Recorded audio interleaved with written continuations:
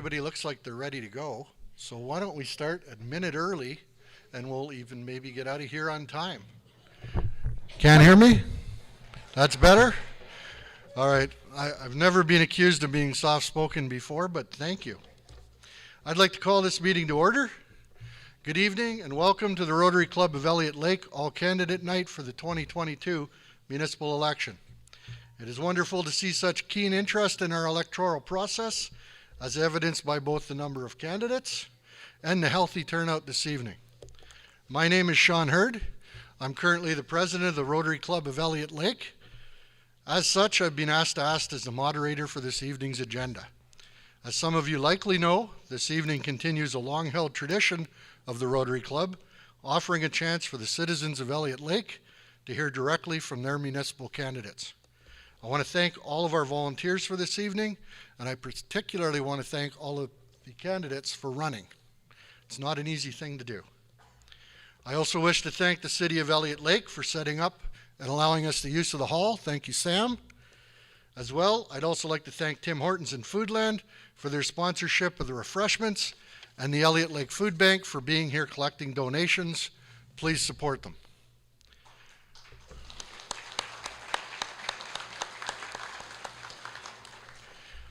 I'll keep my remarks short as we have a large number of candidates to hear from. We will be following our long-established rules and procedures for this evening's discussions. First, eventually when we get to that point on the agenda, I will introduce the candidates one by one. When I do, please stand as I mention your name. We will then hear from the candidates for council in alphabetical order using their last name. Each candidate will have a maximum of 3 minutes for their statements. Our timekeeper will give a warning. Hit the gong, please, when 30 seconds are left. We will next hear from the candidates for mayor in alphabetical order by last name. Each candidate will have a maximum of 5 minutes to make their statements, and again, the warning will signal 30 seconds left. With the large number of candidates to hear from, we will be strictly enforcing the time limits. Please respect yourselves and others by following these rules. Following the statements, we will have 2 question periods. We have a microphone on the floor that's being monitored. We ask you to please line up to ask your question. The first section will be 45 minutes in length and will be for council candidates. Only 1 question directed to 1 candidate shall be permitted. You will have a maximum of 1 minute to ask your question, and the timekeepers will be timing. The candidate will then have a maximum of 2 minutes to answer your question. Time warnings will be given with 30 seconds left. Again, given the large number of candidates and the limited time, we will not be allowing more than 1 question at a time or follow-up questions this evening. If you have further questions, please head for the end of the line and we will allow you another question, time permitting. We will try to ensure an even distribution of questions, but cannot guarantee a question for every candidate. The second section will be for mayoral candidates. This will be 30 minutes in length, and the same time limits for questions and answers will apply. So, I'd like to introduce your candidates this evening. Please stand as you're introduced. For mayor, Dan Marchesella.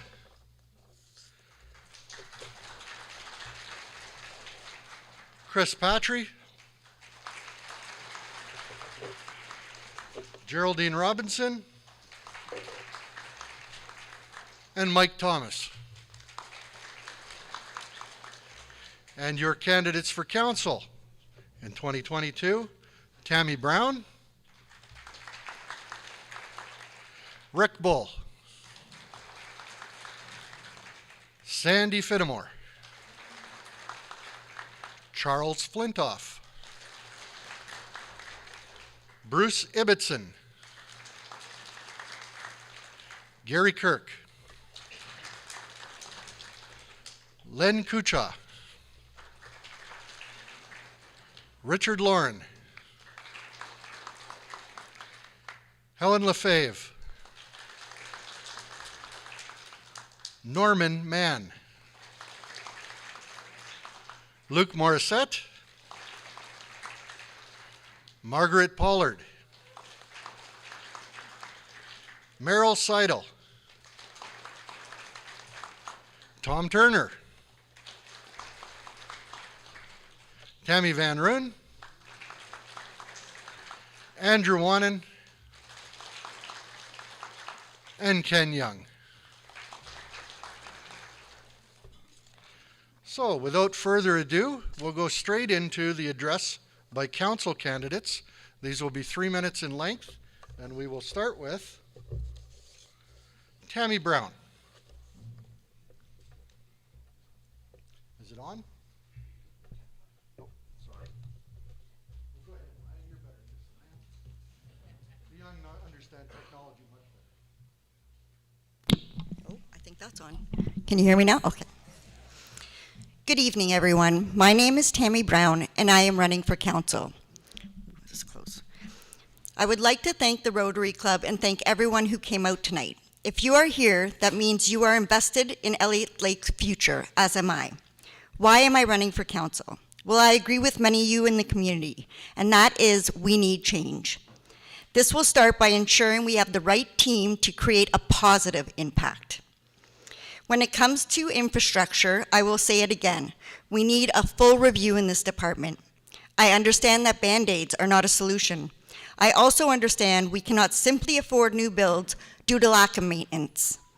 We need to look at good planning principles and the needs of the whole community versus the wants of a few. As of earlier today, I witnessed the community addressing an area of concern, and the response from elected officials was to notify Public Works. Passing the buck needs to stop right now. As development starts, we must expedite and streamline the process and ensure contracts are tight and deadlines are firm. Let's find creative ways to rejuvenate the downtown core. We must address accessibility. Benches need to be in place at bus stops. Many of our community rely on public transit or walk. We have a high population of seniors and those with disabilities, so ensuring that they have benches and ramps available is not a want, it's a need. I want to act as an ambassador for our community to attract new business. This means promoting Elliot Lake to encourage growth and investment, attending seminars and trade shows, making it clear to newcomers and the government that Elliot Lake is a community with much to offer and we are open for business. Now, when it comes to our youth, investing in them is a priority. By investing in our youth, we find out what kind of community they want to inherit. I would like to work with fellow council in developing a youth committee, attending schools and speaking to our youth as they are the future of Elliot Lake. Collaborating with the youth will not only get their perspective, but it'll help them learn the tools to achieve a community they are proud of. It is utmost important that summer day camps return. Let's start the hiring process early. We need to get a place and plan, whether it's first aid courses or criminal checks to be complete.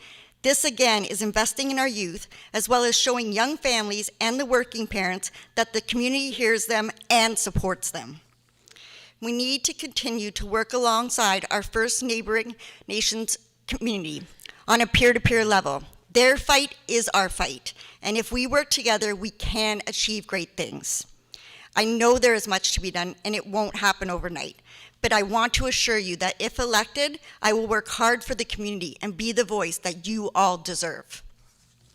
Thank you.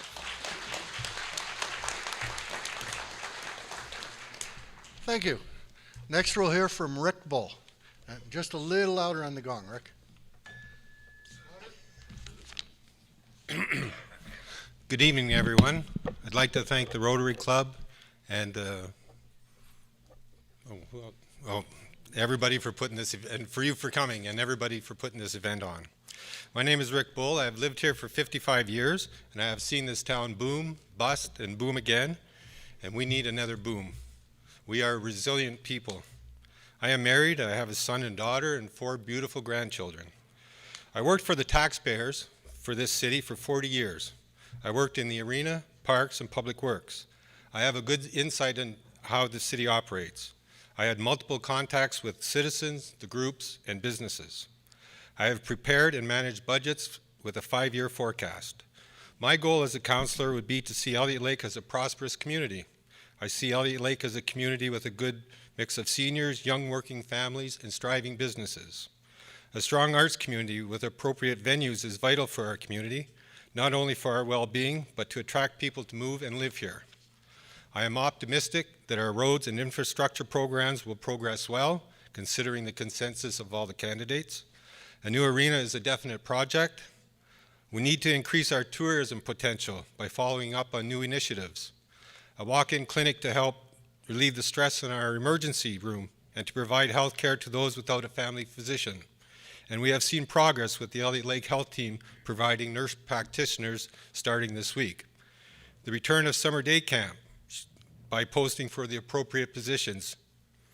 Elliot Lake to be a home for younger people, younger families to be able to work here and enjoy everything we have to offer and more as we upgrade our facilities and outdoor areas with accessibility for all.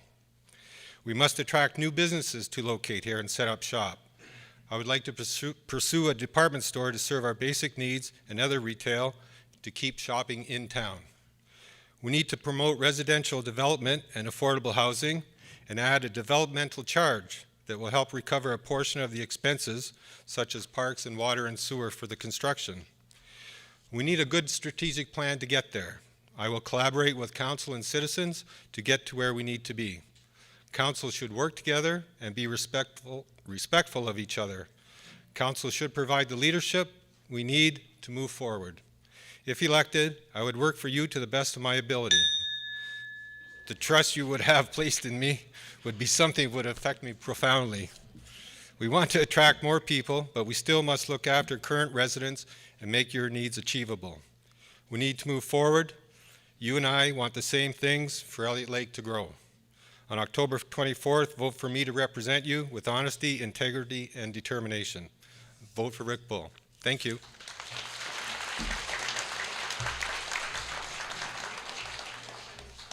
Thank you. Sandy Finnemore.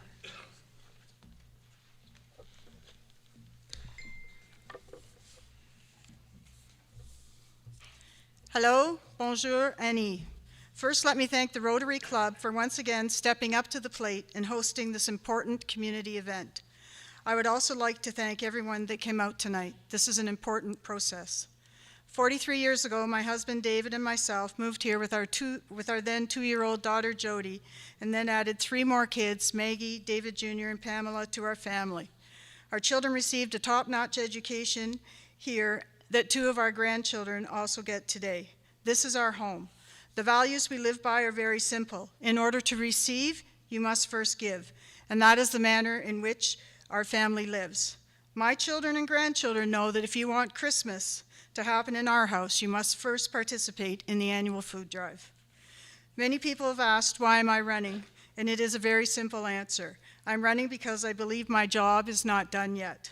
There is so much more to do, more challenges to face, and more decisions to be made.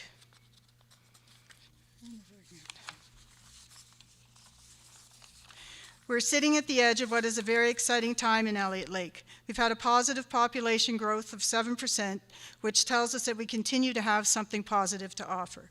I will continue to work with council and staff to produce responsible budgets that enable staff to be able to provide services and infrastructure that keep our community moving forward. It is imperative that the community get involved during the budget process to express their needs, voice their opinions, and share their ideas. We need to work together to rebuild our reserves, bring forward a new strategic plan that reflects the needs of our community, and upgrade our asset management plan. I will continue to work with our healthcare partners to keep actively looking for all healthcare professionals. Our medical staff in the community are working tirelessly to keep our emergency room open 24 hours a day, keeping our OR and delivery rooms open. Whether it is the housekeeping, kitchen staff, lab, radiology, switchboard nurses, maintenance, support staff. Just a minute. Everyone has worked above and beyond the call in the last 3 years, and for that I'm truly grateful. I'm invested in economic strategy that enables further growth. Our talented staff are working very hard to bring forward to council any and all opportunities for our consideration and action.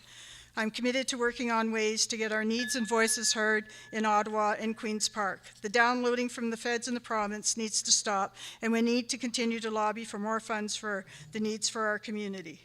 As I move forward, I'd like to see us work on a communication strategy to get input from all the community on an ongoing basis, not just when there are big decisions to be made, but in all matters. On October 24th, I ask once again for your vote. Thank you.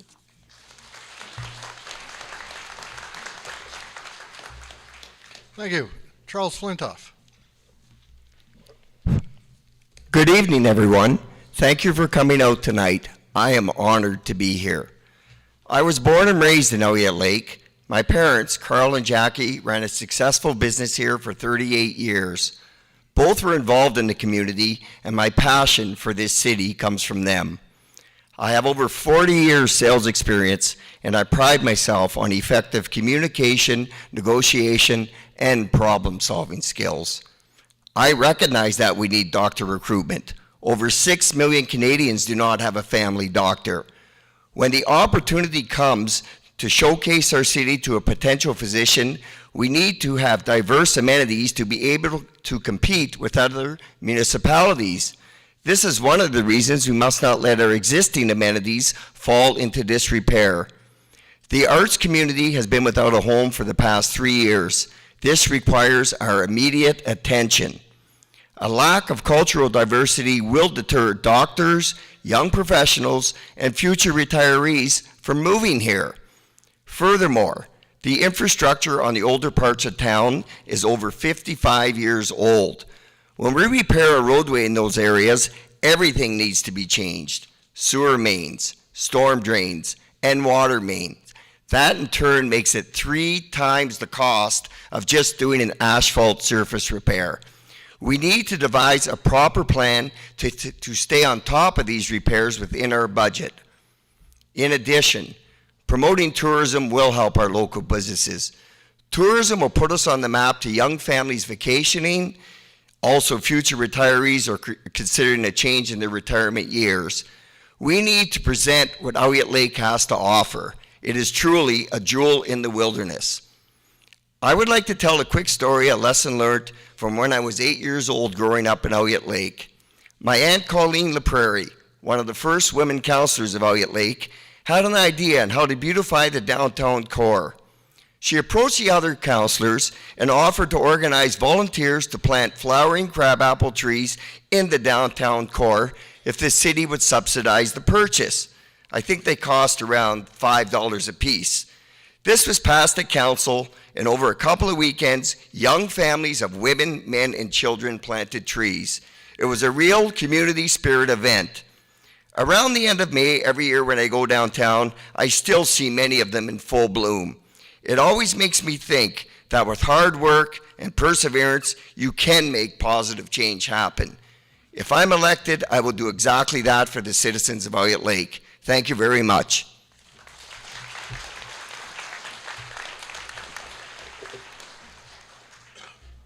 Thank you. Bruce Ibbotson.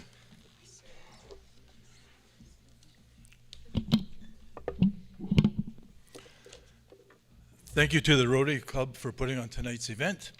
For those who don't know me, my name is Bruce Ibbotson. I live here in Elliot Lake with my wife, Sandy. You may know Sandy as the driving school instructor, the health and safety provider, or the first aid training instructor. We purchased our house in 2016 and consider Elliot Lake as our adoptive home. We've made many new friends and acquaintances here in Elliot Lake. We are dog lovers. We have 3 dogs and, under full transparency, a cat named Fred. I want to stress that we're proud Elliot Lakers, and that's why I'm essentially running for council. I believe I have the skills of education, qualifications, and experience to make a positive change for Elliot Lake. Under qualifications, I have 25 plus years in the project management and facility management fields, but most relevant to this position is that I'm a former 3-term councillor for the township of St. Joseph on St. Joseph Island. I also consider volunteering a qualification, as without volunteers, the community would simply not exceed. Volunteers are the heartbeat of the community. I currently volunteer at SAD Charity Bingos, Elliot Lake Red Wings home games. We are also a billet family.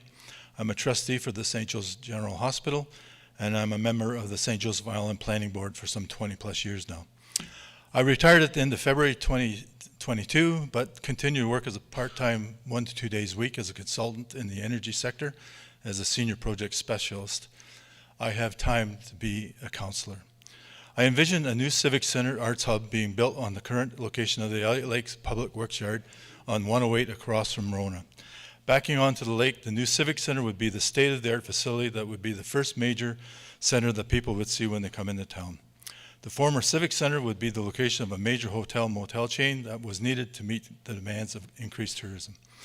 My platform is based on needs and wants. Needs are typically infrastructure projects, first priority, as without them catastrophic failure will occur. Wants are projects that will grow a community, arts hub, rec hub, housing. There are a lot of very good wants out there. The challenge is how to fund these projects and move them forward. I propose to prioritize the current and future projects by placing them into 3 categories: concept ready, grant ready, construction ready. There will be a process developed for the criteria to place the projects in each category. Projects will move from category to category, following a checklist of required items that need to be satisfied before moving up. By categorizing the projects, the priority for them will be automatically set. The above process will demonstrate responsible budgeting for what is truly needed now, infrastructure upgrades. But it will show that Elliot Lake is moving forward, progressing on other fronts, the arts, recreation, and tourism. But make no mistake, this will be very difficult to achieve during the current economic climate. But if we never start, we'll never finish. We need to make a plan and stick to it. In closing, with the election of the new council, the time to move forward as a community is before us. Make your vote count. Remember not to vote on who you think will be the best politician, but who you feel will make the best councillor. And I hope it's me. Thank you for your consideration. Thank you. Gary Kirk.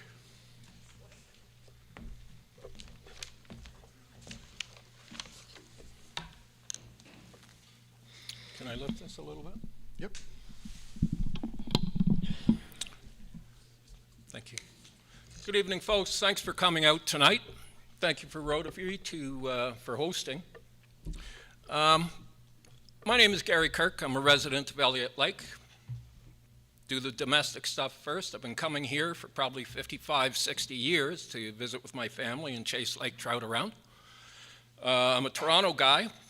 Originally, I have some miles on me in different locations.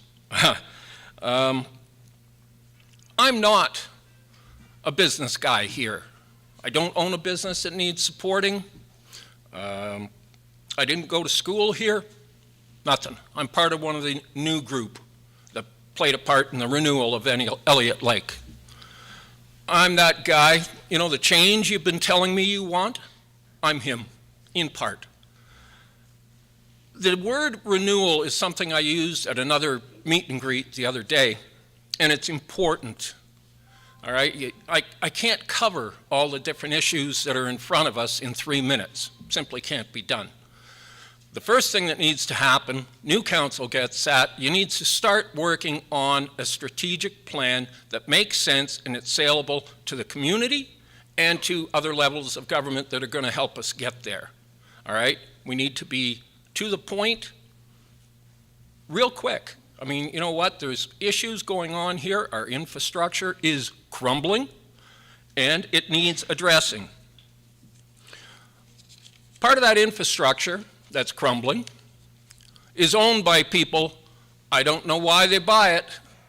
We sell it to them. That's not the job. The job is, what are you going to do with the building you just bought? And too many of them just sit there and let them crumble.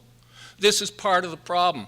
I know it brings money into the treasury, but you know what? When you sell something to somebody and it's in disrepair, as a lot of our buildings are, they have to have a plan that comes to the community to say, yeah, okay, here's your timeline, get it done. I'm the CEO type, major business type. I live here. I've retired here. I have time on my hands. I'm prepared to help. We need help. I'm a member of this community, and I want to see it do better. Thank you. You've done great. We've done great at bringing new people in. I'm part of that. We need the new hotel. We need new builds, the affordable type and the type that are going to go into the detached lots that we sold. But we sold them to a guy who's got no history of getting a project done. We need to stop doing that. Growth, bringing people in, That's what revived Elliot Lake, and it will continue to do so, along with tourism. Thank you for your time.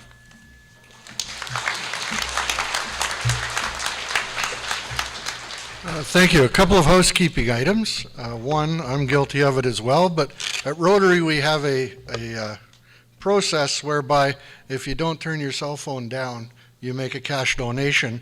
And if they go off again, we will expecting the food bank to appreciate your efforts.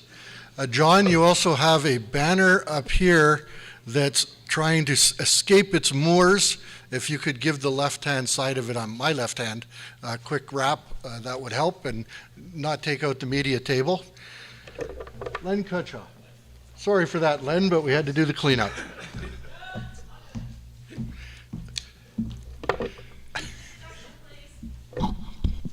I said Len Kutchaw. Go ahead.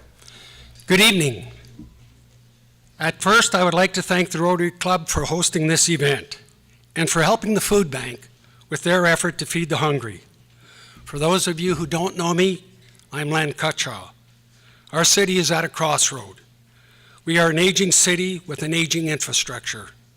Our sewer and water lines need replacing. Certain roads, especially Hillside North, are past their use and needing repair immediately, but unfortunately, because we're in October, immediately means next spring. I was a mining guy, and over my career, I had to make hard decisions.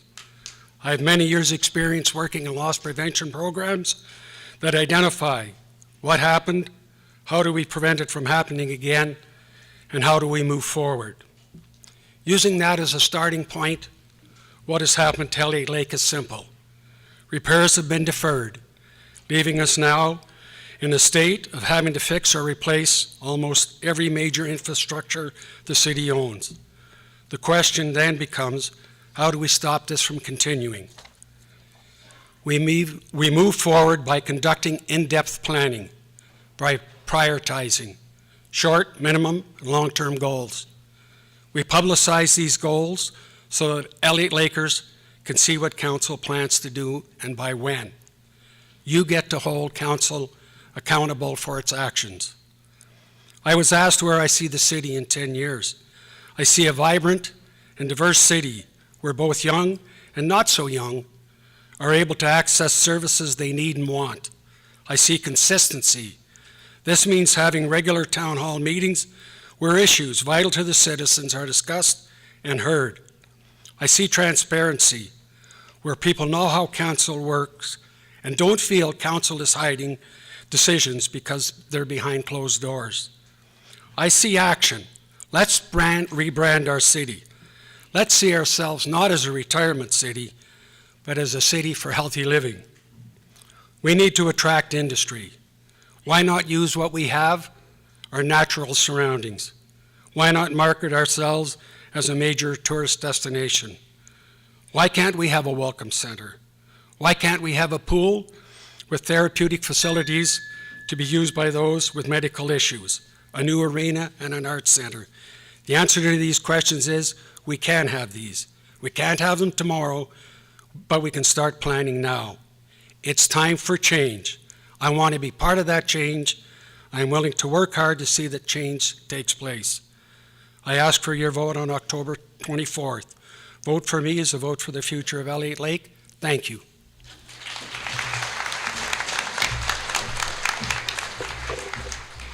Thank you. Richard Lorne.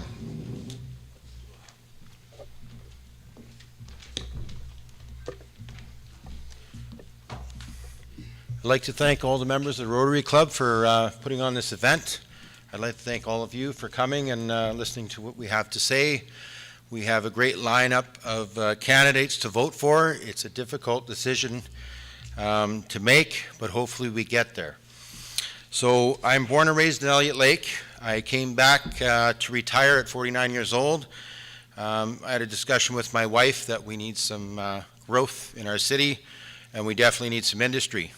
Right now, mining's not the option. Building homes is probably the only option we got. We have to get the jobs done that are on the list, like the arena, the arts center, and a pile of other roads that have to be repaired. We can't do that without money. The best way and the best solution is create an industry and a workforce for building homes in Elliot Lake, low-income projects, geared to income projects, small homes, affordable homes. So there are solutions. We have many solutions. Our economic development needs to improve. We need to put in sewer and water. We need to find areas where we can put in subdivisions. If we build it, they will come. Helping young families get back on their feet, providing options where they can purchase a home for a low rate, renting a home a year later, being able to get a mortgage and own the home. Healthcare is a big issue. I hope to see a walk-in clinic that everybody can go every day, see a doctor, get some help. It's important that we do that. We need growth in our tourism. There's businesses here that are based on tourism, and we need to open up that airport so we can get people coming here to visit Elliot Lake. There's a destination for vacations. People go to Cuba, they go to Florida. Why not bring people to Elliot Lake? More direction to the CAO's office. I think we can direct the CAO's office to do better things.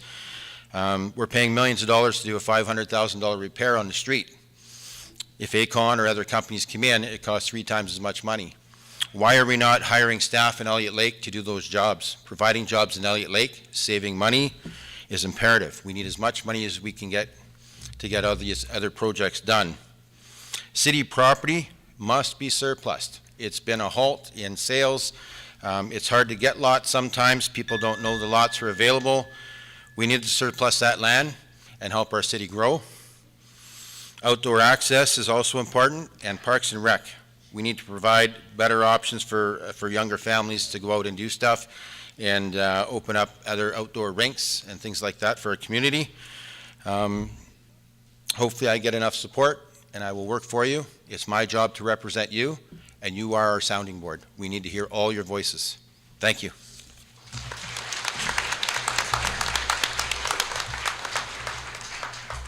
Thank you. Helen Lefebvre.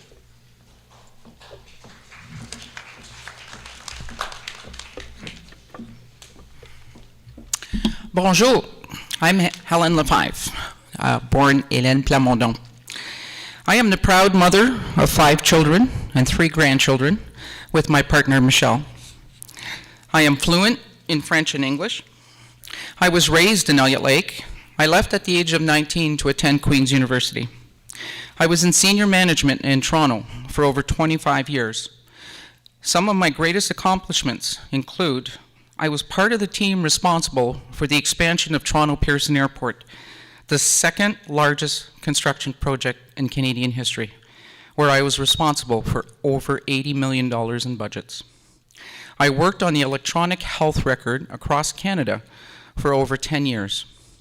I am currently the chairman of 2 national committees and a member of 3 other communities for my current employer, the Association for the Faculties of Medicine of Canada. Those who know me know I get things done. I hit the ground running. I believe in under-promise and over-deliver. My motto is rather than complain, be part of the solution. I have no hidden agenda. I've had many titles, but to me, the success comes from the whole team. There is no I in team. Our community is my team. Elliot Lake can grow to be a vibrant and diverse community of all age groups. We need to invest wisely for future growth. We need to improve significantly our tourism plan. More money equals more events, equals more people coming into town. As the past owner of your dollar store with more, we need to do more to support our local businesses. They provide the much needed jobs for people in our community. So where do we start? We need a strategic plan with our community input for the next 4 years that clearly calls out what we will do, how we will do, and where will we get the funding, and when we will do it. Our forecasted $28 million in reserves will run out over the next 6 years. With a forecasted break-even budget this year and inflation on the rise, we have 3 options. increase our revenue base, increase taxes, or find efficiencies in our operating budget. Thank you very much.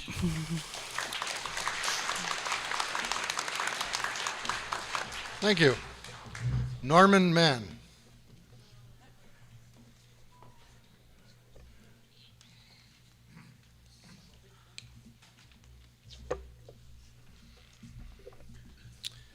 Good evening, ladies and gentlemen, Mr. Moderator, members of the Rotary Club, and fellow candidates. Elliot Lake is my home, past, present, and future. My name is Norman Mann, and I'm not only asking for your support again this October, but more importantly, I'm asking for your vote for re-election as a councillor for the City of Elliot Lake. It's been an honor and a privilege to have served the residents of Elliot Lake for the past 12 years. I don't take your support for granted, and I'm not taking it for granted now. Elliot Lake has always been a great community, which is why each of us has decided to be here. Is Elliot Lake perfect? No, it's not, but no community is. Our roads need repair, our facilities are aging, and our retail is not what it used to be. But there has been progress. We are on the right track. When elected, you realize change takes time, sometimes a painful amount of time. You also realize as a councillor that you can't promise anything specific. Why? Because you only have one vote. No one individual has the power to decide what will be done for a community. Outside my council responsibilities, I'm just Norman. I have an honors degree in business administration from the University of Windsor, and I've been employed at Huron Lodge for the past 29 years, and currently their CEO. I'm Carol's son, Victoria's husband, a father, and most recently a grandfather of 2 of our newer residents. My reason for running remains the same. I want to ensure that Elliot Lake remains a viable option for our children to return to after their post-secondary educations, find a career, and raise their own families. What's important to me this next term of council? Community engagement. We need to listen to the residents of Elliot Lake. Expansion of available commercial land for economic development. Continue to invest in our aging infrastructure, and better yet, let's plan a new build. Ensure that property taxes remain fair and you see value for what you pay. We also need more active bylaw enforcement. If we're not going to enforce our existing rules, why do we have them in the first place? Recruitment of physicians and other healthcare professionals also must remain a priority. My promise to you, I will continue to make sound decisions in your best interests and for the City of Elliot Lake. On October 24th, vote for Norman Mann. Thank you. Merci. Miigwech.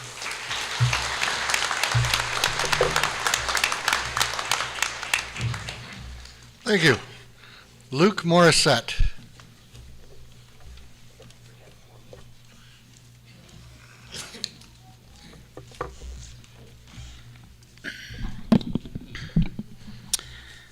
Some you may know, I'm out with the shorts, in with the long pants, and I know I have to dress like a mayor or deputy mayor or even a councilman.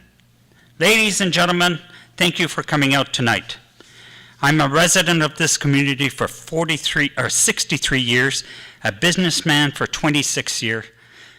3 minutes is not enough to tell you all about myself and my goals should I become a councillor. So I urge you to take the time to read my information in both official languages that will be distributed in the election guide delivered to every house in Elliot Lake this week.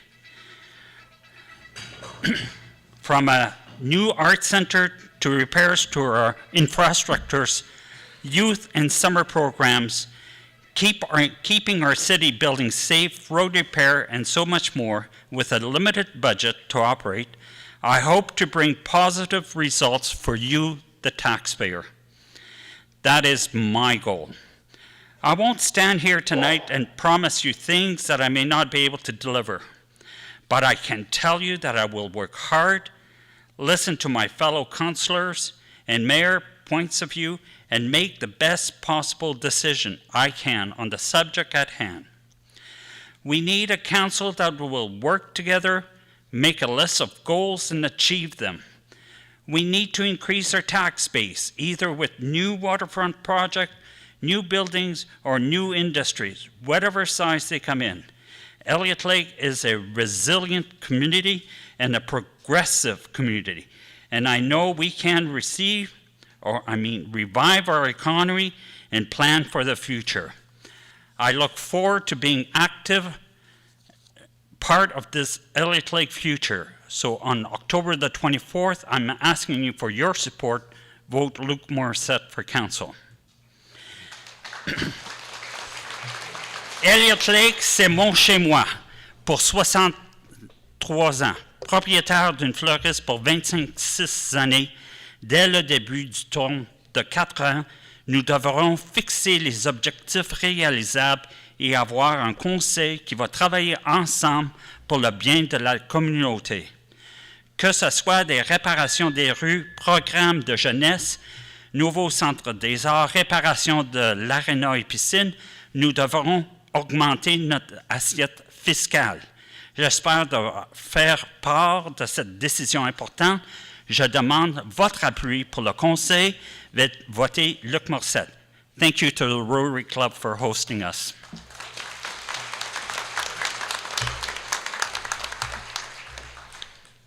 Thank you. Margaret Pollard.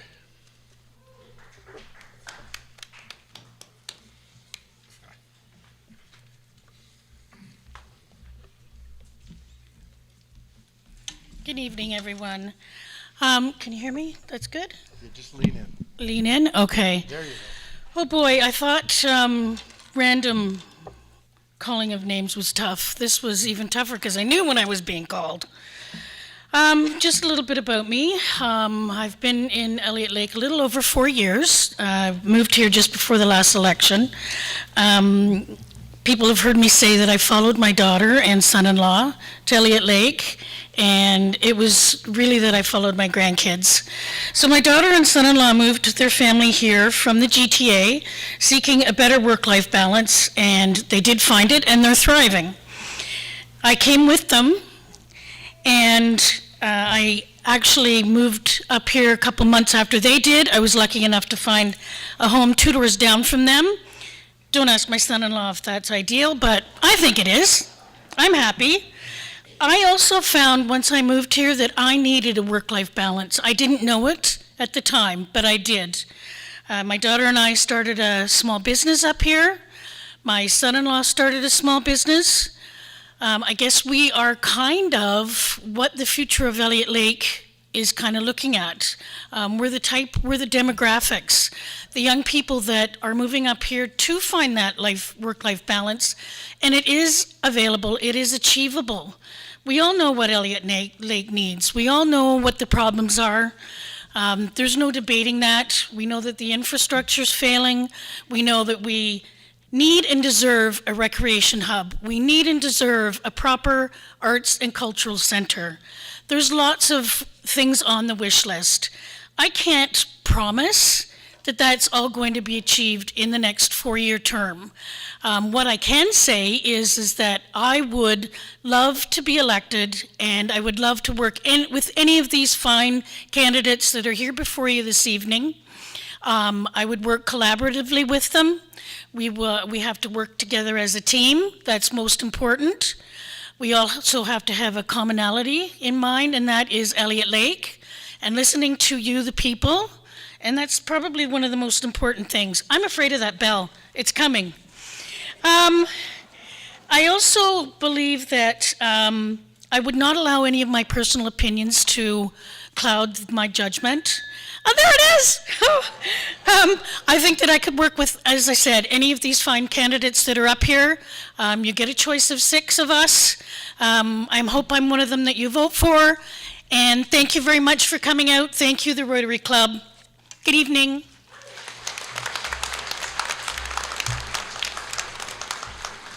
Thank you. Mayoral Seidel.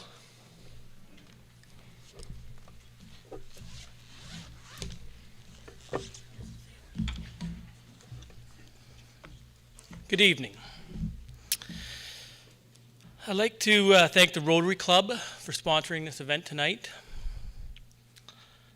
My name is Mayoral Seidel, and I am looking for your vote to secure a seat on the next City Council. A little about me. I grew up in Elliot Lake, where I was born and raised and continue to raise my family. I attended Conestoga College of Applied Arts and Technology to complete my electric motor rewind and repair after graduating from Elliot Lake Secondary School. I then went back home and started working in this industry for my father. My father opened Seidel's Furniture in 1998 and persuaded me to stay in Elliot Lake rather than move out west to work on the oil rigs and the almighty dollar.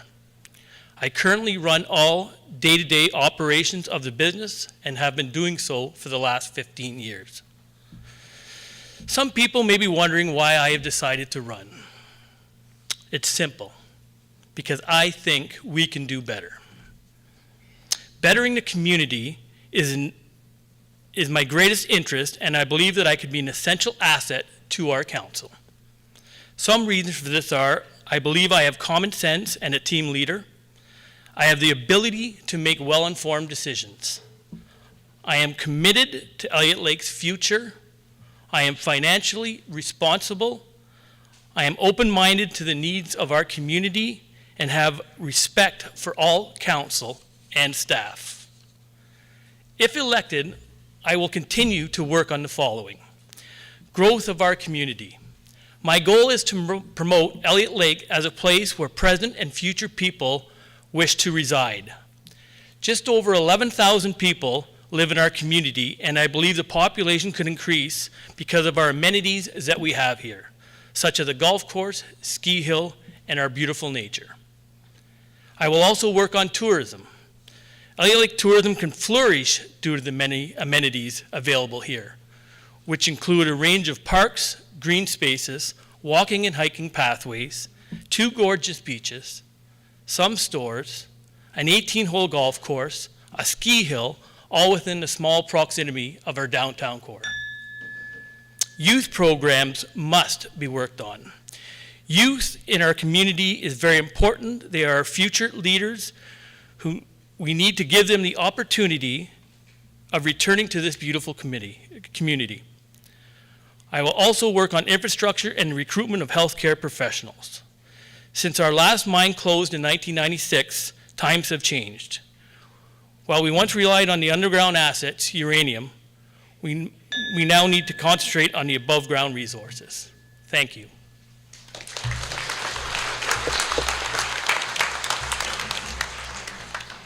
Thank you. Tom Turner.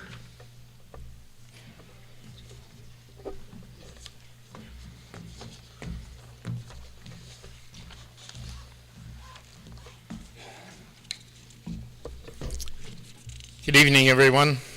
Bonsoir tout le monde. Thank you, Rotary, all you folks for being here, and fellow candidates. My name is Tom Turner. I'm running for election to council, and I'm asking for your vote. I've had the honor to serve on council for the last 4 years, and ask you to entrust in me the duty to serve another term. As an entrepreneur, I worked for myself and by my own wits for 35 years and employed anywhere from 3 to 23 people. I believe that if you want to know how someone is going to act in the future, take a look at how they've acted in the past. And I'm quite happy to have you compare my work for council in the past 4 years. I've served on numerous committees. I've spent the time necessary to review, research, and read all the material available to me so that I could make fully contributable decisions in all matters. You can count on me to do so again in the future. I'm dependable, dedicated, and determined, and I'm willing to speak my mind, but also willing to change my mind if somebody has a better idea. I'm a team player, and I encourage cooperation, cohesiveness, and consideration towards my fellow colleagues. I believe strongly in the concept of we.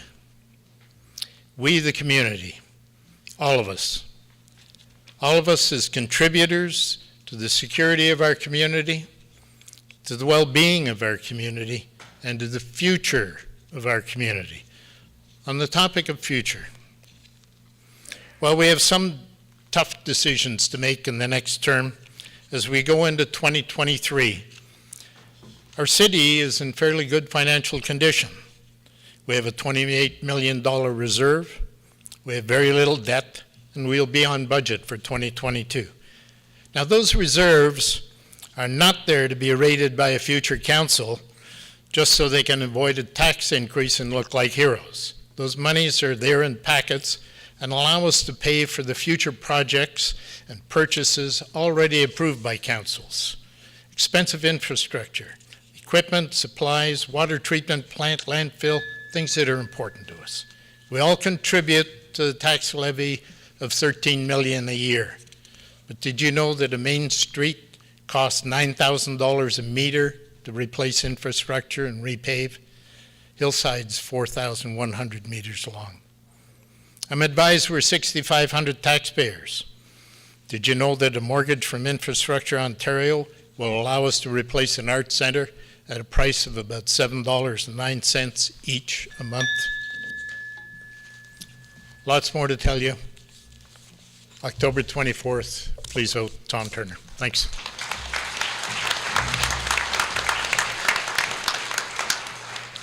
Thank you. Tammy Van Roon.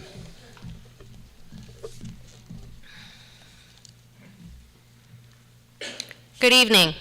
For those of you who don't know me, I'm Tammy Van Roon. If you're sitting here tonight, it's because you care about Elliot Lake and you want to make sure I care about it as much as you do. You want to make sure I'll bring real solutions with me to office, not just bandages. Elliot Lake has faced hurdles in its history. Some of you will remember the boarded up homes, closed businesses, low population. Previous and current council, volunteers, and community partners have all played a role in overcoming these hurdles. Those of you who never gave up on Elliot Lake, those of you who took a chance on Elliot Lake, and those of you who returned to Elliot Lake are why we are a vibrant, successful, beautiful city. Are we perfect? No. But what community is? Elliot Lake is facing new challenges, such as inflation, a looming recession, healthcare shortages, lack of rental property, and the loss of the Lester B. Pearson Center. The next council needs to include a discussion about diversifying our brand. We need to attract more families and young people to Elliot Lake. As a real estate broker, I have noticed this is already occurring. More working families will increase our overall average income levels and workforce, which will result in making Elliot Lake more attractive to entrepreneurs and investors. We need to conduct a line-by-line review of our finances, including reserves, to identify and examine anomalies and potential savings. For example, I've noticed that from 2018 to 2021, total council remuneration has increased by 41%, mostly comprised of benefits. We need to work closely with our MPP, the province, the hospital, and ADSAB to address healthcare deficiencies and to work to increase the number of subsidized, privately owned rental properties. I am concerned about the next impact cycle and how equitable it will be. In 2016, the assessed waterfront values dropped by 14%, affecting the urban surcharge at the time. We will need a council that has a strong understanding of tax policy. I have that knowledge and experience. My first experience on council from 2014 to 2018 was a huge learning curve, but with teamwork and dedication, we were able to maintain affordability while enhancing our city and accomplishing a number of goals. I loved having the privilege to interact with all of you and to work with our amazing volunteers, staff, and outside organizations to continue to see Elliot Lake thrive and grow. While I don't claim to have all of the answers, I am honest, hardworking, approachable, and accountable. Vote for me, Tammy Van Roon.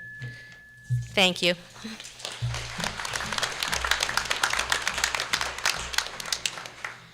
Thank you. Andrew Wannen.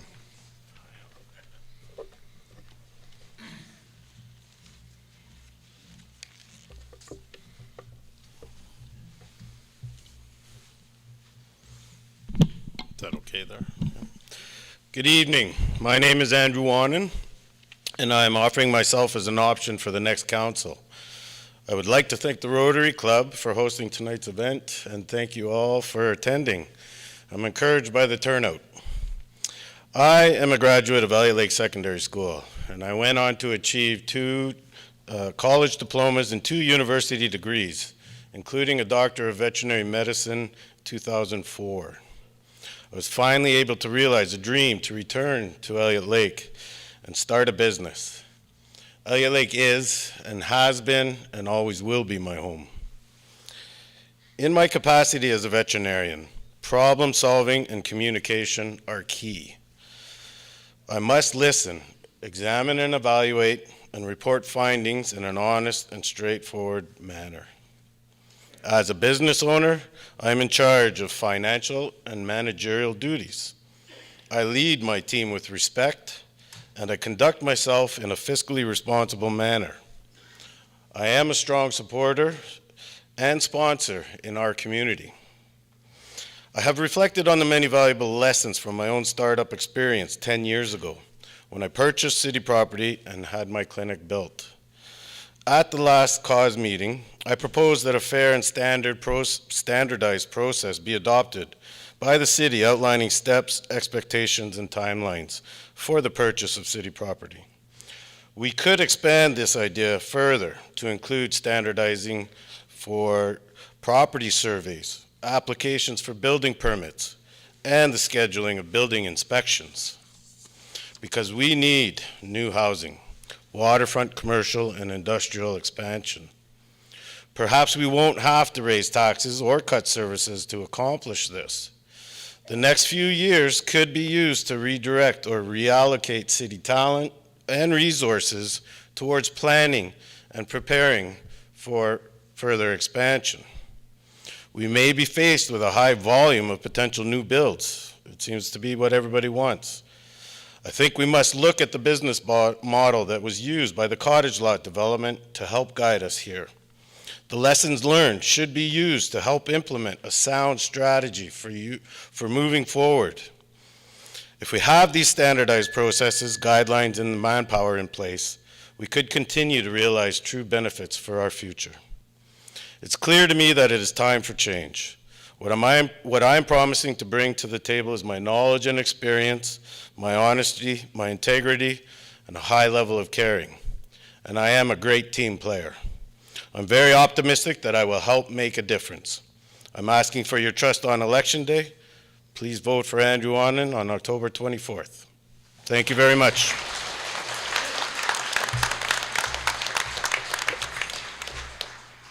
Thank you. And Ken Young.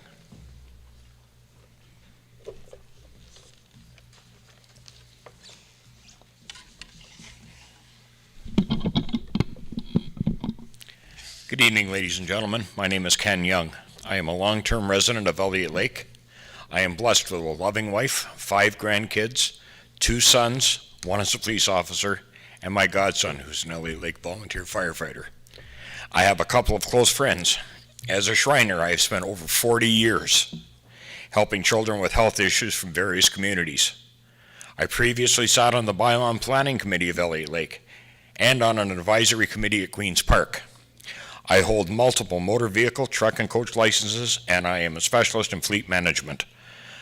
I have been in charge of multiple corporations over my working career. I have been a volunteer here at the Elliot Food Bank Christmas Drive and at the Hope Cafe.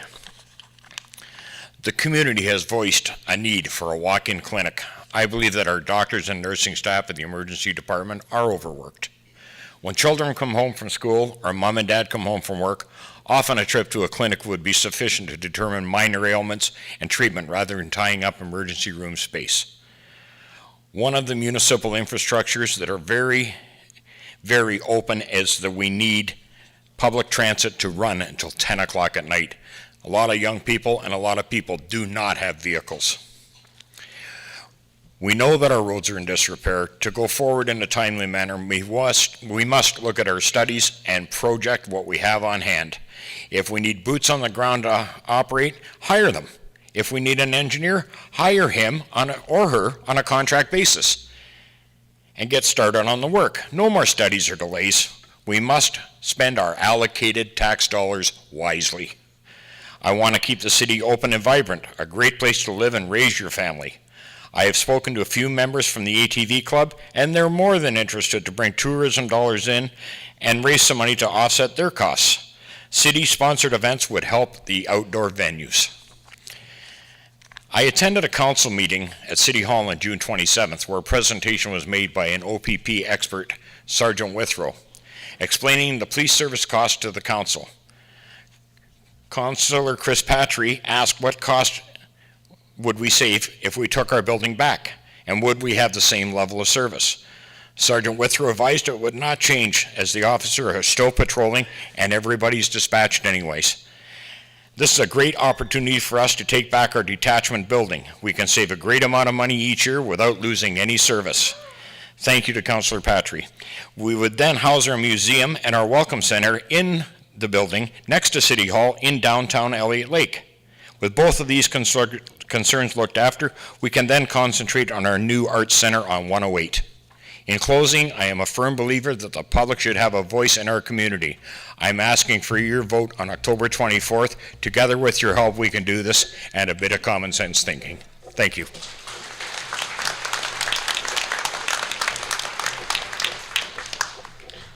Thank you. That concludes the council candidates portion. Can we have a round of applause for all of the candidates?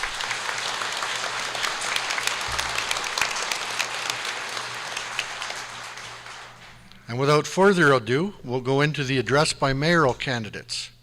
Starting us off will be Dan Marchesella.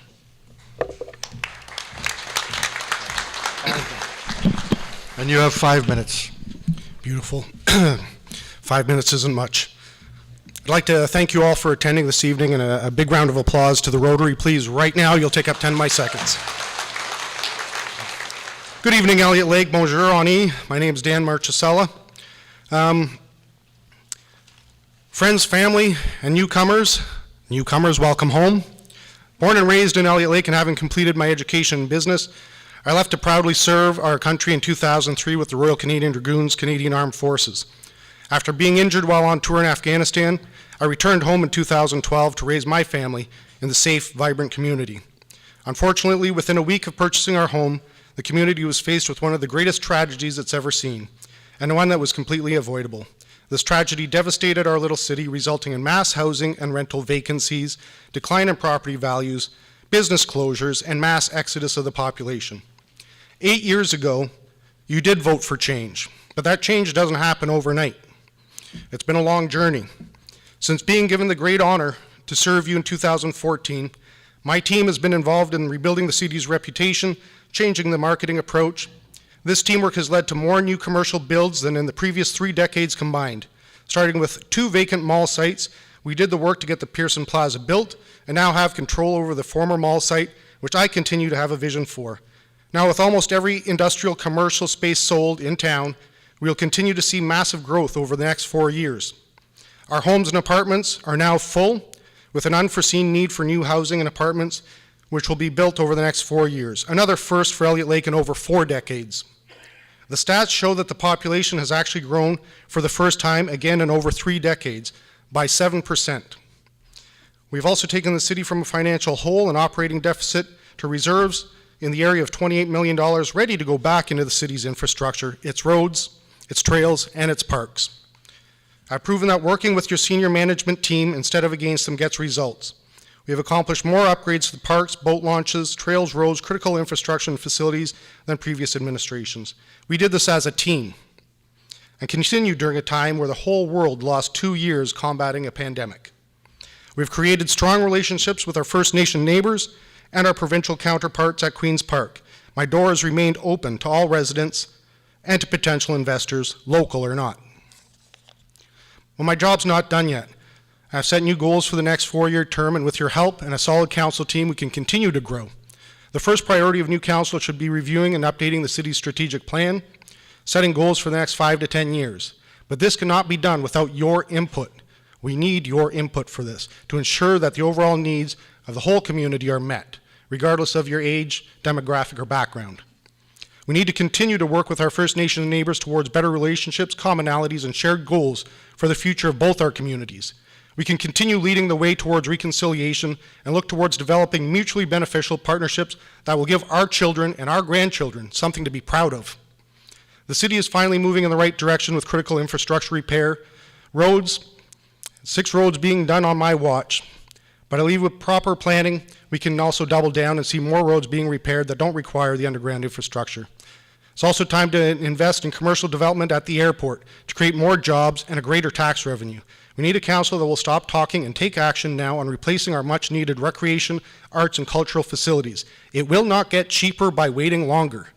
And you, the residents, deserve more. You deserve a better quality of life. With the growth that we have seen for the first time in over 3 decades, Elliot Lake needs to expand. With this, there's a need for a variety of new housing, from high-end estate properties to tiny homes, flats, apartments, and affordable. This means we need to continue working with both local investors and nonprofits, but also investors and developers from abroad that are willing to help us grow. We also need to start planning process to update our official plan for future subdivision areas. We need to continue working with the family health team in recruiting new young doctors. Currently, the new recruits are replacing those retiring, but with the city's support, we will overcome the hurdle and eventually have a full complement here in Elliot Lake. We have supported a virtual clinic that has now become the newly announced 3-day, same-day clinic. But I personally support assisting the family health team to fund a 5-day-a-week walk-in clinic as it's needed for non-rostered and to alleviate stress on the hospital's emergency department. We're now being properly marketed as not just a retirement community, but that great outdoor playground with all-season attractions, a vast, well-maintained trail system. We need to invest in adding to these assets. Any homeowner or business owner knows you need to invest to grow. And with your continued support, we will continue to grow, we'll continue to get stronger, but together. Re-elect Dan Marchesella for mayor. Thank you.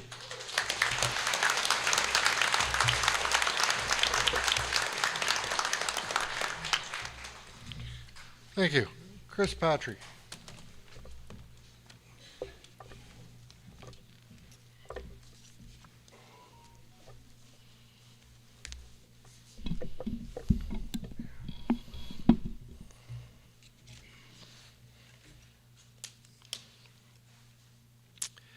Good evening, ladies and gentlemen. It's a pleasure to be here this evening. Thank you all for attending, and thank you to the Rotary Club of Elliot Lake for organizing tonight's event. I was born and raised here in beautiful Elliot Lake, and my wife and I returned to raise our family here. I love this community and hope to be part of its prosperous future. After selling other business ventures with my wife, we opened Clover Building Inc. and purchased 14 Oakland Boulevard. We opened Elliot Lake Trading Post in 2003 and continue to operate this successful local corporation with happy tenants. For the past 30 years, I've also worked part-time as manager of legal and business dealings with fairs, festivals, and exhibitions in Canada's traveling theme park. Most of my responsibilities with this position require working with government officials, municipal and provincial partners, and thousands of extremely valuable volunteers. My many years of business management have given me the skills required to be fiscally responsible and the ability to manage city budgets. The city should run as a business. We have a $35 million budget. I propose we create a strategic business plan with public input and have it adopted by all of council. Over the past 8 years, reserves have gone from $6 million to over $28 million. We have overtaxed the taxpayers by not doing the maintenance to our roads, our pool, arena, and other infrastructure. We're not in the business of just building reserves up. Council must do better and direct staff to ensure an annual process is scheduled and completed. Similarly, we should bring back our summer programs. As your mayor, I will work with council to foster a professional and respectful decorum to end the bickering and infighting. With your support, I will be honored to bring Elliot Lake back to the forefront of the province. We must build a proper theater, museum, and welcome center. In stages if need be, we must partner with and access public and private funds. There are foundations dedicated to supporting arts and culture and local groups willing to work towards this. Please keep in mind that those government and private entities funded our theater and museum that were lost. It has become their loss as well. As your mayor, I want to reach out to all of our highly motivated volunteers and rebuild our advisory boards and committees so that the city can prosper and benefit from the knowledge and assistance that all the volunteers possess. You all deserve respect, praise, and thanks for what you have given and continue to give to our community. I want to revert council's process back to allowing better input and questions at council. We used to allow people to attend and speak with council, replying to their concerns. Not just what's on the agenda. You elect us to run your community. We should listen to you. We need to provide transparency by having items presented to the public and discussed out in the open before the need for closed session even arises. Granted, there are some items and pieces of information that must be dealt with in closed session, but even so, general information can be presented so the community knows what council is discussing. We need a council that comprehends business budgeting and fiscal responsibility, preferably with successful local businesses and entrepreneurs that will look out for the entire community, not just some parts of it. If we can prosper as a community, the local businesses will flourish, thereby attracting more businesses and home buyers. Healthcare is paramount to our community. We should partner with the Northern Ontario School of Medicine's expansion using our existing facilities to enhance healthcare and physician recruitment. I think we should parcel out and sell 151 Ontario Avenue and try and recoup the $1 million we spent on it. Where's the gentleman that sold us the lot and was going to buy it back for less and build apartments? I don't know. We also have a substantial out-of-town workforce, and in order to allow them more time at home with their loved ones, we should make our airport more accessible to accommodate young families and more viable to the business community. I will do this for you, for our families, for all of us. I would greatly appreciate your vote on October 24th. Thank you very much.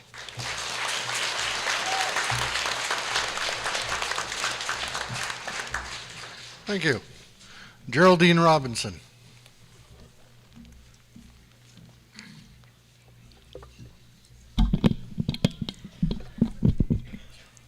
Good evening, bonsoir.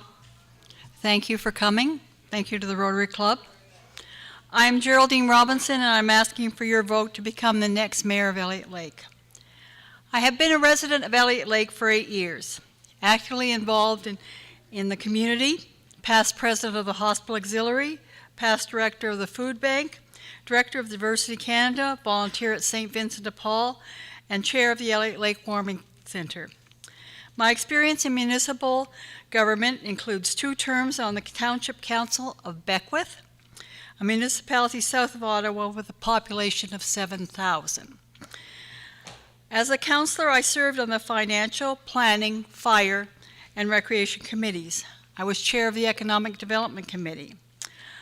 I was also involved in economic development in the county and provincial level. I was chair of the steering committee of the Township Business Retention Expansion Program. That committee won an international award for innovation. My main focus is openness and transparency, support of business and tourism, and infrastructure. I believe in an open, transparent operation of council business. The public should be aware of all aspects of council's decisions, the councilor's opinions, the arguments for and against all issues. Making decisions behind closed doors must cease. Les affaires de council, c'est les affaires de tous. I would have an aggressive policy in support of business and attracting new business. The city must have an open door policy. Too often I have been told about difficulties of starting and maintaining businesses in Elliot Lake. The city should examine its policies and streamline its process to ensure that any hurdles businesses face must be eliminated. I have been presented with many innovative ideas to attract tourism to the city. I will gladly listen to any ideas. Some examples given: a restaurant at the tower, a zip line, fly-in fishing tours. The infrastructure of the city needs urgent attention. Public facilities should be maintained. This is not being done. An example: there is only one working light at the boat launch. The building bylaws of Elliot Lake should be in accordance with the Ontario Building Code. If any bylaws are not up to the standard of the code, they should be changed. I promised that road repair would be one of my top priorities. I believe in a city with a population of 11,000 does not need a council of 6. 4 councillors would be sufficient. After reviewing the 2022 budget passed on the 24th of May, summary of expenses, the 2022 budget for the Chief Administrative Officer is $432,000, and the City Clerk is $400,000. Since both positions deal with city administration, does the city need both positions? If one was eliminated, that money could go to roads repair, bringing the budget for roads close to $1 million without raising taxes. As to the present plan to spend close to $4 million to repair and renovate the old theater as a temporary measure, it would be stopped immediately. The grant for the FedNor must be used for the theater, but the insurance money should go to a new structure. The city needs a walk-in clinic to aid those who without a family doctor. I'd heard that there is a new doctor coming to Elliot Lake. Instead of opening a practice, that doctor could staff the clinic, and if we could attract nurse practitioners, that would help solve the city's medical problems. I have a vision of returning Elliot Lake to the vibrant, exciting place that it once was. I agree that retirement living has played a great part in maintaining the city after the mines closed, but I feel it is time to move to the next phase and be a place for all ages.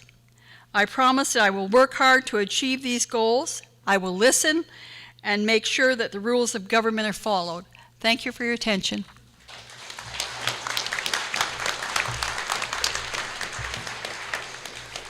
Thank you. And Mike Thomas.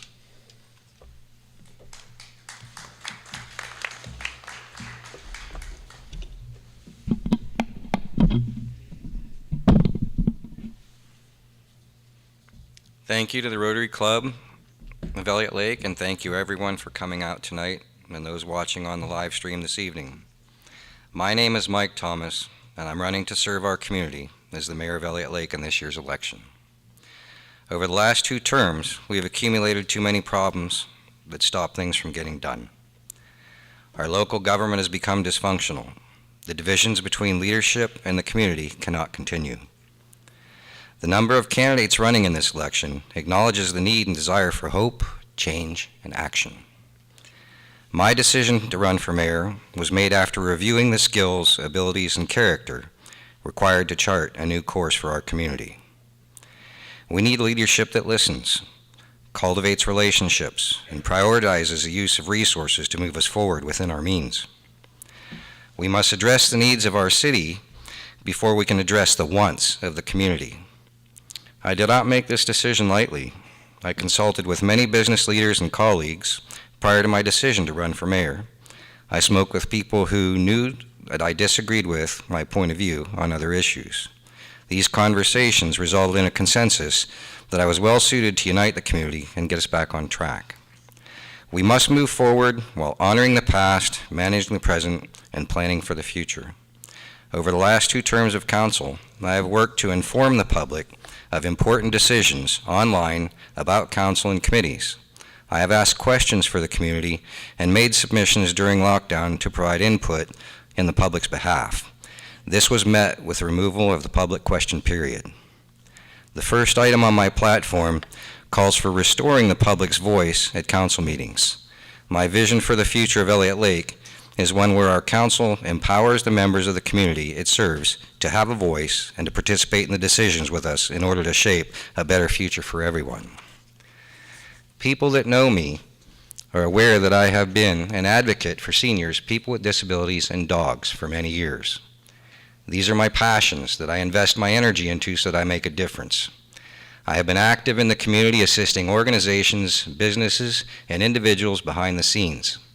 From my life prior to Elliot Lake, I bring leadership skills to the table that were gained through a lifetime of work experience. Over the span of my career, I have worked for, consulted for, and participated at all 3 levels of government. I have been a business owner of several companies. My acquired experience is an asset to the challenges we face on the near horizon in our community. Leadership with this level of experience could have saved us a fortune in the last 8 years. The most important skill a leader can possess is to be a good listener to absorb the information you hear. If you do not understand or are unable to explain, you cannot debate, achieve consensus, or attempt to solve your problems. I have a plan that includes consulting and involving the entire community to arrive at solutions to our many challenges so we can be a sustainable and prosperous Elliot Lake. We will get things done. Elliot Lake has a diverse history. First Nations, the loggers, the miners, Claire Demick and George Farcou, who envisioned retirement living and cottage lot development. Many of our citizens are retirees who came here to enjoy the jewel in the wilderness. We are all members of a family that loves the community. We never give up, and we always find a way to move forward. We must build on their success and plot the future together in order to sustain and grow our city. In the coming weeks, I look forward to your review of my material and your questions in order to feel confident that your support is in the best interest of you, your family, your business, and your investment in Elliot Lake. My special interest is the community. I have approached many community members asking them to participate, from generational members to retired professionals who are new arrivals. We have a deep bench of talent in our community that is a vastly underutilized resource. My leadership and the Vision Elliot Lake 2022 plan calls on all of them in order to re-engage our citizens to serve as volunteers in our next municipal government. Together, we will get things done. My wife understands the challenge and sacrifice involved. I have her support. We are all in as Elliot Lakers. I offer myself as a public servant to be a bridge that unifies the founders, the retirees, the traveling workers, and the young families and professionals that are employed in our community to energize our government and prepare the way for future generations to come. It would be my privilege to be of service in order to turn the page and get to work for a more sustainable and prosperous Elliot Lake. On October 24th, I'm asking for your vote to turn the page and elect Mike Thomas as the next mayor of Elliot Lake. Thank you very much. Thank you. That concludes the candidates for mayor. Can we have a round of applause?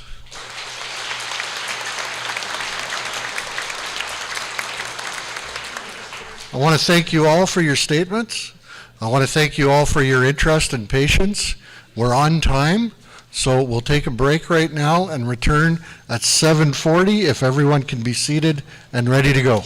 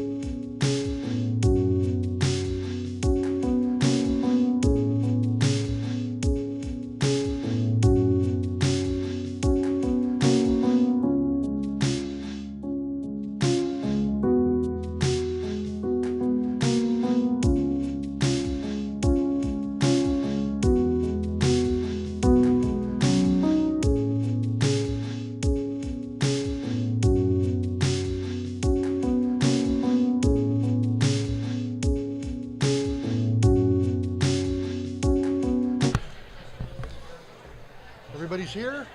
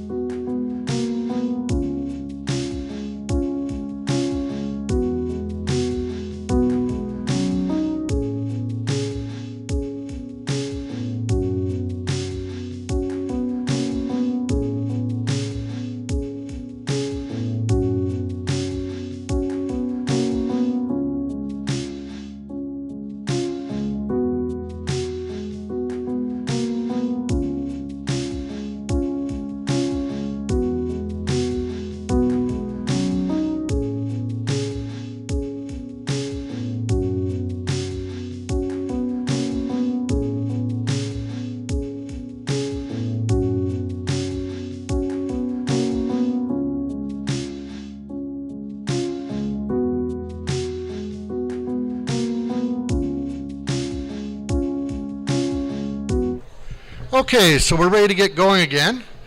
We've had a request from the council candidates, and I think I'm likely to grant that request. When their session of question and answer is done, they'll leave the stage, and only the mayoral candidates will remain for the last setup. So that should work out okay.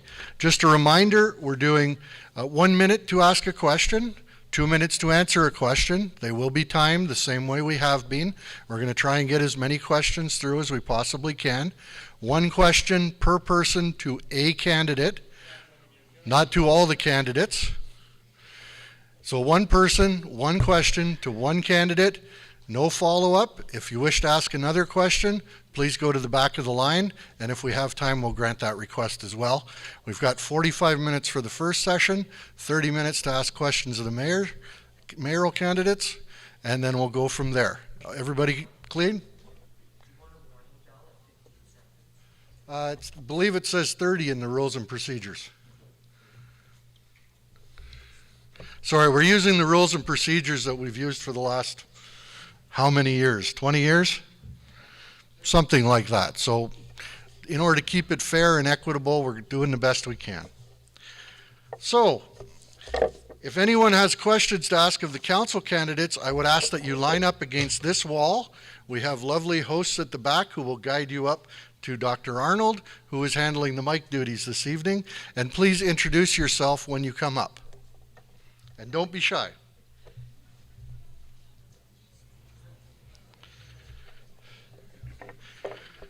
Yeah, this is not usually the problem part of the evening.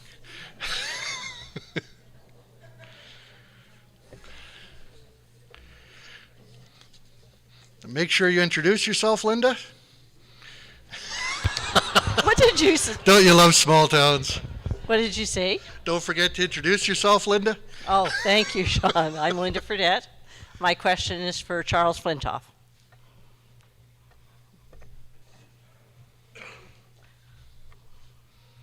Hi, Charles. A lot of people know that you were involved in sports in our community, such as revitalization of hockey. You're also involved in the annual Flintoff Golf Tournament, which is really one of the biggest money makers for Elliot Lake Retirement Living and our golf course. So tell me, what other community involvements qualifies you to be a city councillor?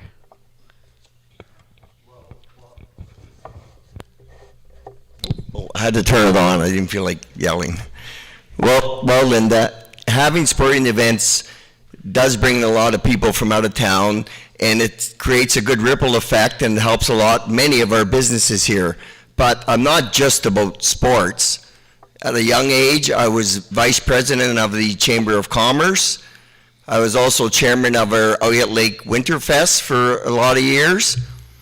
I was involved in bringing back a chapter of Trout Unlimited, and we had these auctions, and every year Trout Unlimited would always give back to the community. I entered this campaign on my own with the support of my family and friends. Now that I'm not quite as involved in sports as I used to be, I want to take that time and energy to help to get our city back on track. I'm a people person.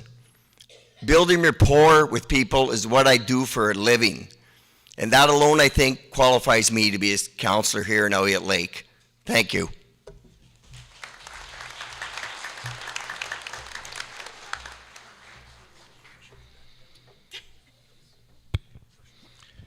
Hi, my name is Veronica Hanlon. This question is for Mr. Cuccio.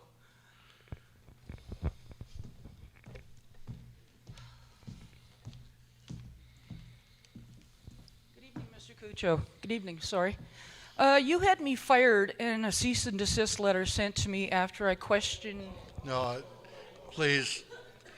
That's not really appropriate for this forum.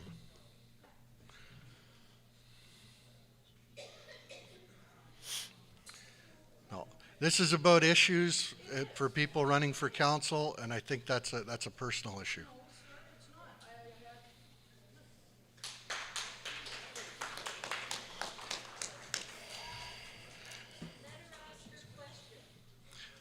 Sorry, ma'am, we can't allow that. Next, please.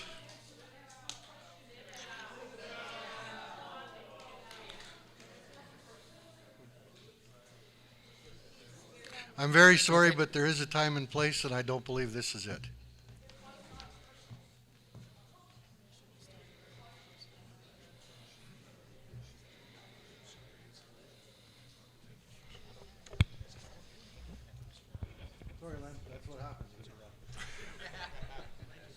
Okay, my name's Alec Hurdy. I've got quite a few friends from the swimming pool here. So, Norman Mann, our question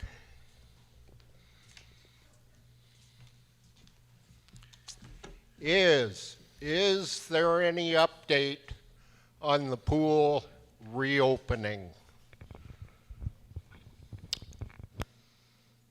Most recent information on the update of the pool is there is a repair that needs to be done. The repair, once completed, will probably take us out 20 years. We're not sure when we're going to get it done, whether it's now or into the summer season. We have to decide what's best. Keep it open for the winter and then do a normal shutdown as we normally do when the beaches are back open. That decision hasn't come to council yet for discussion, so obviously it's kind of a fluid situation, but once it is, obviously we're going to really try to keep the pool open. We need that recreation this winter. It's something that we need to keep open, and we'll do our best to make sure that that happens.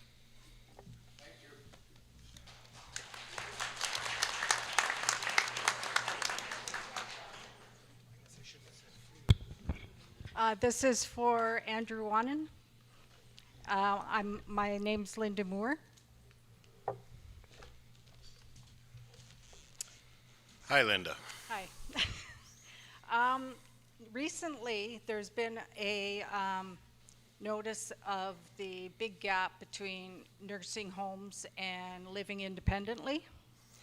And the government's recognized and are doing pilot projects across the country with congregate housing.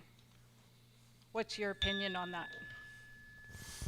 Yes, I remember you did send me the email about the project that was started in Marathon about assisted housing. I think it's a great idea. It's kind of tricky. In my profession, a big part of my job is dealing with end-of-life issues, right? Maybe it's not so addressed in this setting, but going from retirement living, or before going to the hospital, we have the manor. it is a need that we need to address in Elliot Lake. Whether that's going to happen, I will try my best to make that happen. So there are definitely things involved along the North Shore. So I think what you're saying is that you want it to be in Elliot Lake. Please go ahead. He asked No, you the before question. that, that's fine.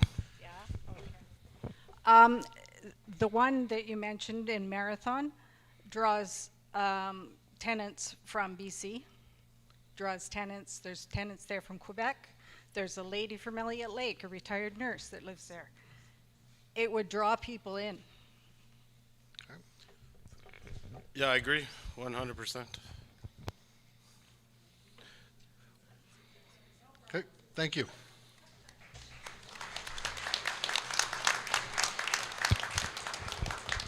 Hello, my name is Les Ozachuk, and this question's for Mr. Thompson, please. Mike Thompson. Mr. Thomas is running for mayor. That's the next set of questions. So we're asking questions of the council candidates. I'm sorry, forgive me. That's quite all right. We'll see you in about 45 minutes. My name's Kelvin Batt. I've been here for 15 years, and my question is for Mayor Dan. I'm sorry, same answer. We'll see you in about 45 minutes.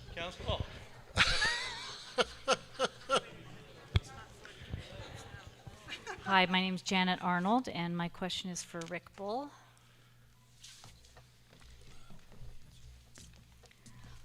What I'm wondering is, there's lots of discussion around getting new business to Elliot Lake, and I'm wondering what specific strategies you would have to entice business here, and including the much-needed department store you mentioned in your speech. I think once a department store is something that we definitely need here. It's even hard to go anywhere to buy underwear and necessities like that. So without having to go out of town. As for attracting other businesses, I think once we get our city up and running, looking attractable, better than what it does right now, and more people come here, we invite more businesses to come here, show them what we have, and I think they'll start coming here. But we have to have the amenities for them. They're going to be families, they're going to be businesses with families, no doubt, and they're going to want the playgrounds and the art centers and ball fields and soccer fields and winter sports like outdoor rinks. All that stuff has to be upgraded, and when people come here, they have to see it and believe it, that this is the place to come to. Thank you. Thank you. Hi, my name is Kaylee Robinson. I've lived in Elliot Lake my entire life. I've enjoyed the wonderful lifestyle that our recreational facilities allow. As a child, I enjoyed skiing at Mount Dufour, playing hockey at Centennial Arena, slow pitch at our local fields. I played music on the stage at the Civic Center. I live here because I want those experiences for my children. I speak now as a parent. Our infrastructure is crumbling. Our past councils have allowed malls to collapse, the Civic Center to collapse, Kiwanis Arena to be condemned, Centennial Arena to be nearly lost, and still with only a short lifespan left. My question is for Rick Bull. What would be your first part of our infrastructure that you would see to improving and replacing? Oh, that's a good question. I think for the majority of the people in town, we would have to go with the infrastructure and the roads to fix those up. But I think when it comes to the youth, a new arena is definitely something this town needs. And then we also need better playground facilities, which they aren't bad, but they still can be upgraded to suit everybody. Our ball fields definitely have to be upgraded, make them safer to play on. And the pool, apparently, I've just heard some of this stuff now is looking at not being open next year, or for the summer it'll be open. But overall, we have to keep the Parks and Recreation Department as one unit to work together to organize all this stuff. In the past years, they've been broken apart and transferred, moved all over, so there's no continuity to a Parks and Recreation Department. You have the parks over here, recreation over here, and when they're together, they work together. Recreation understands what parks does, and parks understands what recreation does. And when they get together, it's good for everybody here. You're welcome. Second time, this time I'll get it right. Les Ozachuk for Helen LaFive. If I'm pronouncing your name right, please forgive me.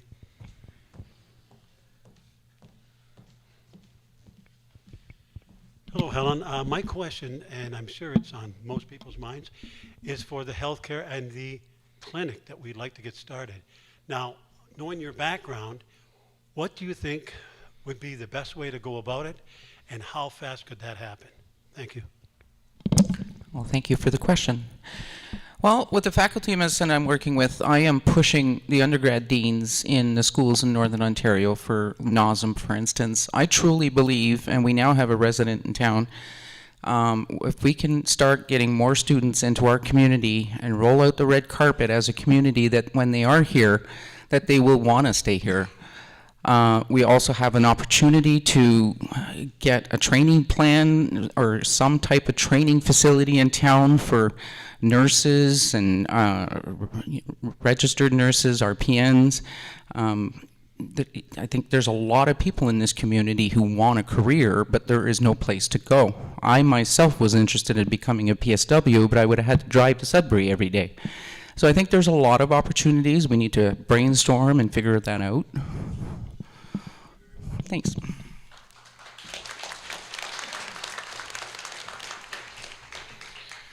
Don't let them off easy, folks. Come on, line up.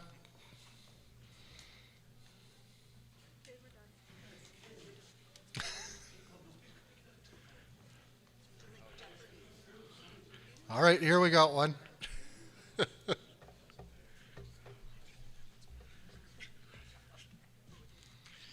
If anyone has questions, please keep lining up.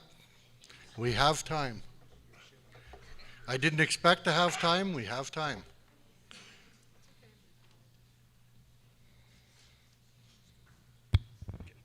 My name is Roy McDonald, and I'd like Sandy Fittimore to answer my question, please.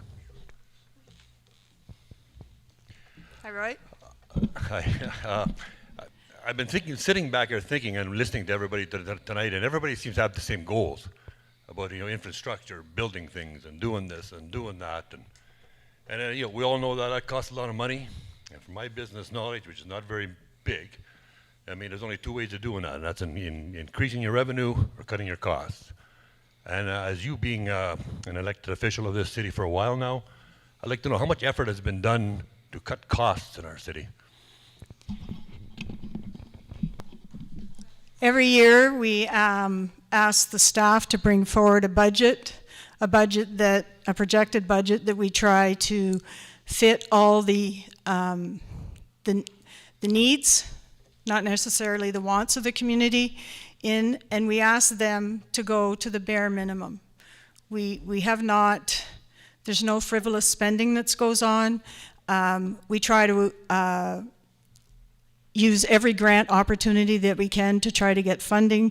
We advocate for the province and the federal government to help us with the fundings to be able to do the projects. We have cut projects. We have tried to prioritize what needs to be done first, and then we have catastrophic things that happen and our direction gets changed. We're always well aware of the fact that a major ice storm is going to cost the taxpayers a lot of money, and a money that's not budgeted for. So we're always trying to get staff and to get council to look at the big picture, not just the small picture, to try to build up the reserves so that we have the money there when we need to do the landfill, when we need to do the water treatment plant. Those things are essential to keeping the citizens of Elliot Lake safe, and we need to be able to give the staff the tools that they need to do their job.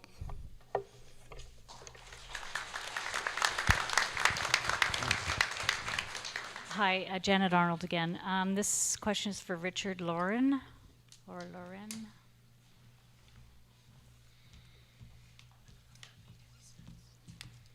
Hi. Hi. So at one point during this evening, it was mentioned that it costs $9,000 per meter to do road rehab.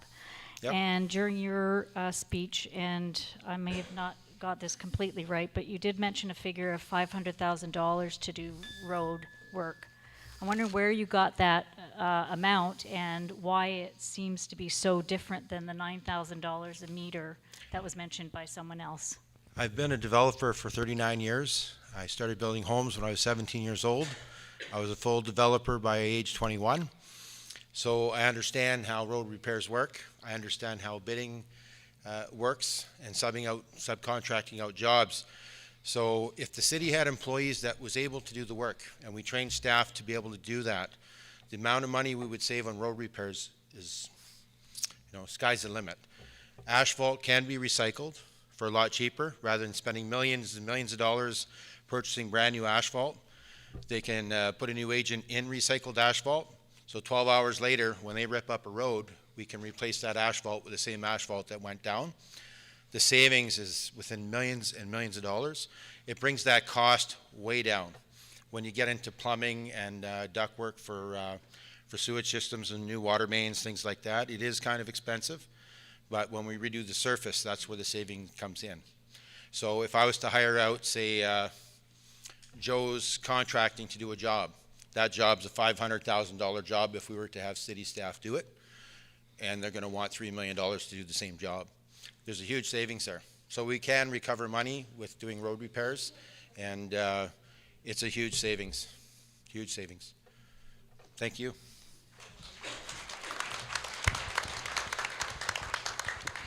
I have a question for you too. Jason Patry.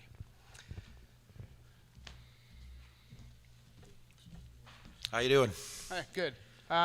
Do you know the costs of getting an asphalt plant in here and the people to be trained to be able to operate that equipment? Because they're very, very expensive. They are expensive. They are expensive. There are investors that are willing to do that I've spoken to. You're looking at recycle plant is probably about $1.5 million. But there's money to be made there by a contractor, an investor who wants to open up a plant. A full plant is close to $2 million. That's recycling and making brand new asphalt. The savings there just on one job, like on Hillside, would pay for it in itself. The training program usually comes from the companies who build and install the plant. They usually provide training, so the city would have to hire staff, or a private investor would have to provide the training for that plant. Usually you need a millwright on staff full time. You need 2 or 3 people working a plant. Yeah. Thank you.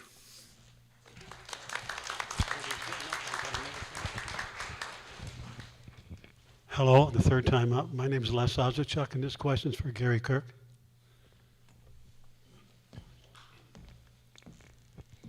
Mr. Kirk, my question to you is, how do we support our small business in this town? I know from different towns that I went to, like tourist towns, they have a lot of small, unique shops, which is always a tourist attraction. How would we, this city would support them?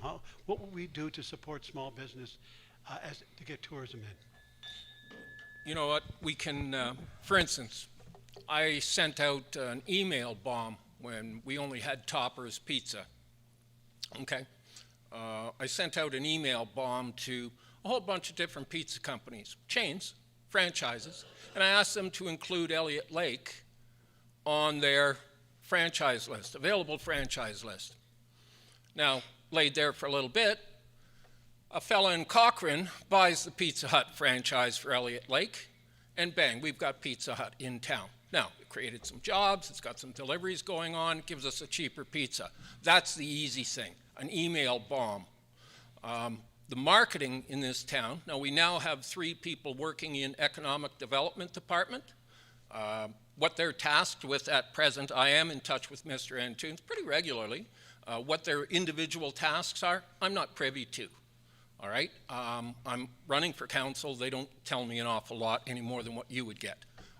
But there are ways to present ourselves, market ourselves, from the simple email blast to attending trade shows to all the different items you could go to. All right, identify the needs of the community, concentrate on them, bring more people in. Everything's intertwined. We get new housing, we get new people, we get new markets. I hope that helps you. You're welcome.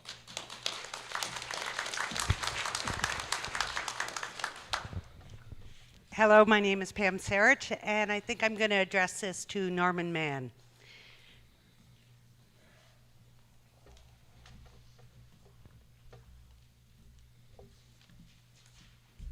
This question will be really quick. I bet you're all nervous. Just about subcommittees in Elliot Lake. Back in the 90s when the mine shut down, we had many subcommittees with many different business people and old-time residents involved to bring this community back to where it is today. Lately, I have found that the subcommittees have been either being disbanded. How important are these subcommittees to the councillors of today to take the advice from the citizens of Elliot Lake? Thank you for the question, Pam. I think they're very important. I mentioned it in my opening remarks, community engagement. We need to hear when we're doing good jobs. We need to hear when things are contentious as well. That can't just stop. It can't stop as the term of council ends. So through an entire term, and I believe that some of the ad hoc committees need to be revisited. We need to bring forward the knowledge beyond those that are running for council, because there's knowledge within the residents of this community, and we need to engage them on a regular basis. It's really important, and honestly, we've probably lost a little touch of that, and we need to get back to that. Thank you.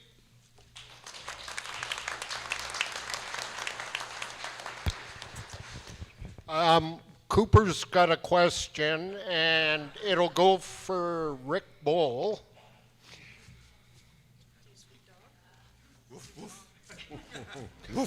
Cooper would like to know your definition of ecotourism. He's confused because he keeps hearing it come up at all these meetings. So he would like to understand what you think ecotourism is and how it would draw tourists into the city. Thank you. Thanks for the question, I think. Ecotourism. Woof, woof, woof, woof, woof, woof. Woof, woof. He's happy. Thank you.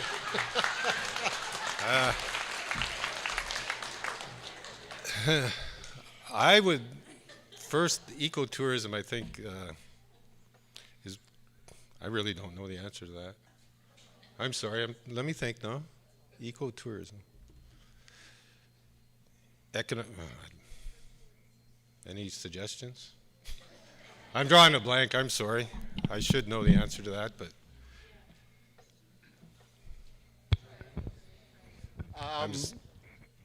Ecotourism broadly, and I've asked several of the mayoral candidates and several of the other candidates, and it basically is what we learned a long time ago, going out, enjoying nature, leaving nothing but footprints.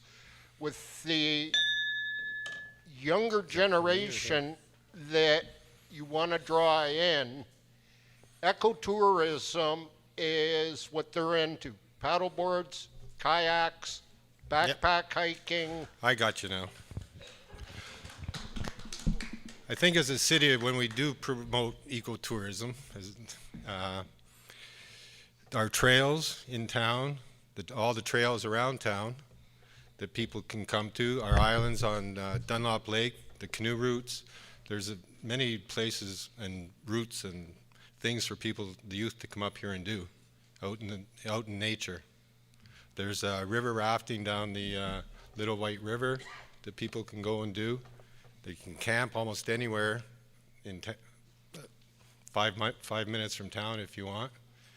And you can enjoy the beauty and the history around here. You can go to Cobra Lake Trail and go see one of the mines, the old mine caves there, and go around there and check things out. There's other trails that you can go and check on, and I hope There, thank you.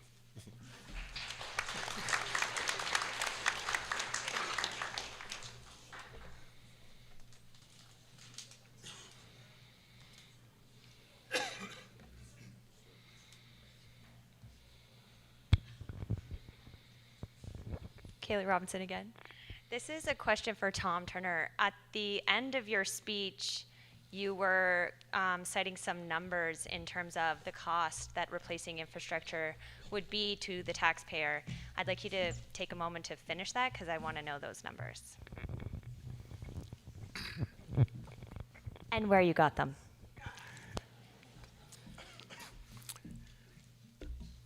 There's a whole bunch of numbers, so we were talking about the $7.09. Well, that was easy. We looked at a $16 million build for an art center, deducted the money we have for insurance, deducted about $3 million for grants that may be or most likely available through FedNor and NOHFC, and that left us with $10 million. $10 million financed through Infrastructure Ontario at last I saw was 2.75%, which is a pretty good deal. Comes out to, can't remember the exact number, I think it's around a monthly payment of $45,000, and that divided by 6,500 taxpayers equals $7.09. So that's where I got those numbers. Were you referring to the cost of road infrastructure? No, I was curious about the Arts Center, but I'm also curious about if you've looked into the financing for a recreation hub, and if you do have those numbers as well. Yeah, I do. So, quite simply, it's 3 times the $7 and some cents, because instead of needing 10 million, we'd probably need close to 30 million. So 3 times that, so $21 a month for the rec hub. What's happening here that everybody should understand is that there is an opportunity cost by delaying. Initially, the Art Center was 12 million. That means it cost us 4 to wait this long. That's the opportunity cost. Thanks for the question.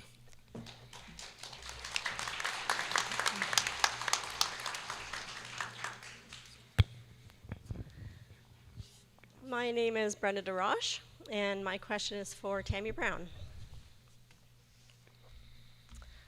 I like to walk on the trails. I like to enjoy the beach.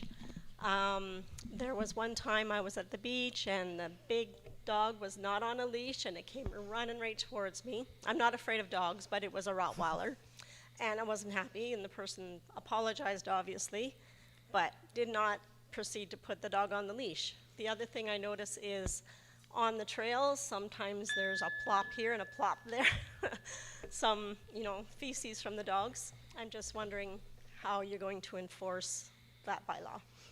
Yeah, I think those laws need to be tightened up with bylaw. We need tighter laws, especially at the beaches where we have children. Yourself, you may not be scared, but those are definite valid points, and I think that those definitely need to be tightened, as well as it's great walking your dog, but I mean, you have to clean up after your dog. And that's just being a responsible pet owner. So, I mean, if we need to educate people on that a little bit more, then that's what we need to do. But then that may be a thing as well, educating people more and just putting it out there that there will be penalties if you do not do it, because it's not fair to those who want to enjoy the beach. Thank you.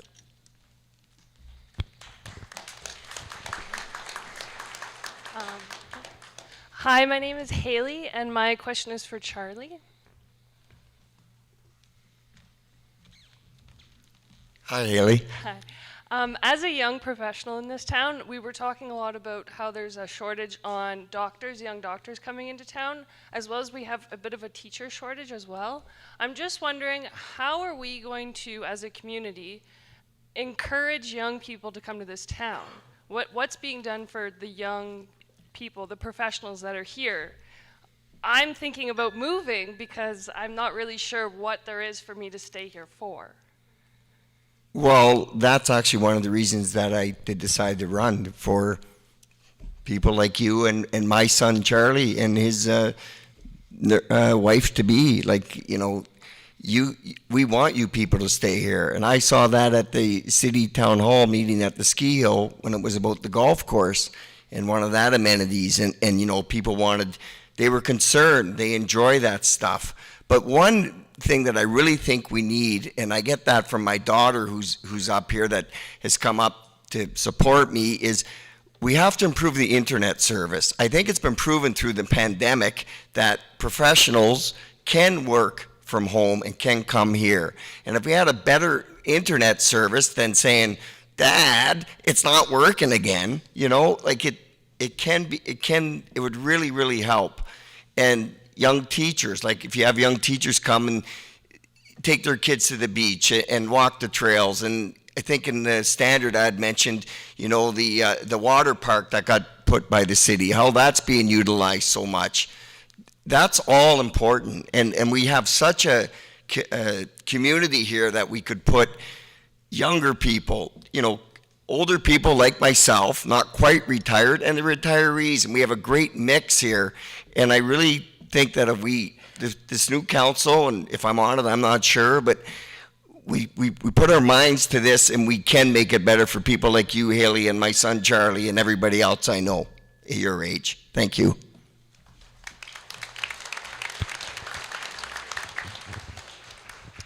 Kaylee Robinson again. This is a question for Bruce. In speaking with you earlier, you mentioned that you have been in this position previously for St. Joseph's Island region? Township. Can you please explain to me what your first priority would be for replacing and improving infrastructure in Elliot Lake based on your experience there? Well, the first priority is definitely Hillside North. The infrastructure, we have to replace it. It's a need. It's not a want. It's a need. We must do it before we have a catastrophic failure. It's not getting any cheaper. It's going to cost more. I don't really like the idea of phasing it in as we've done, but sometimes you have to do that due to budget constraints. But infrastructure definitely is my first priority. It's a need. It's not a want. Infrastructure, roads. Sorry, is that what you meant? Yes, roads. Definitely roads. Yeah, Hillside North, first one.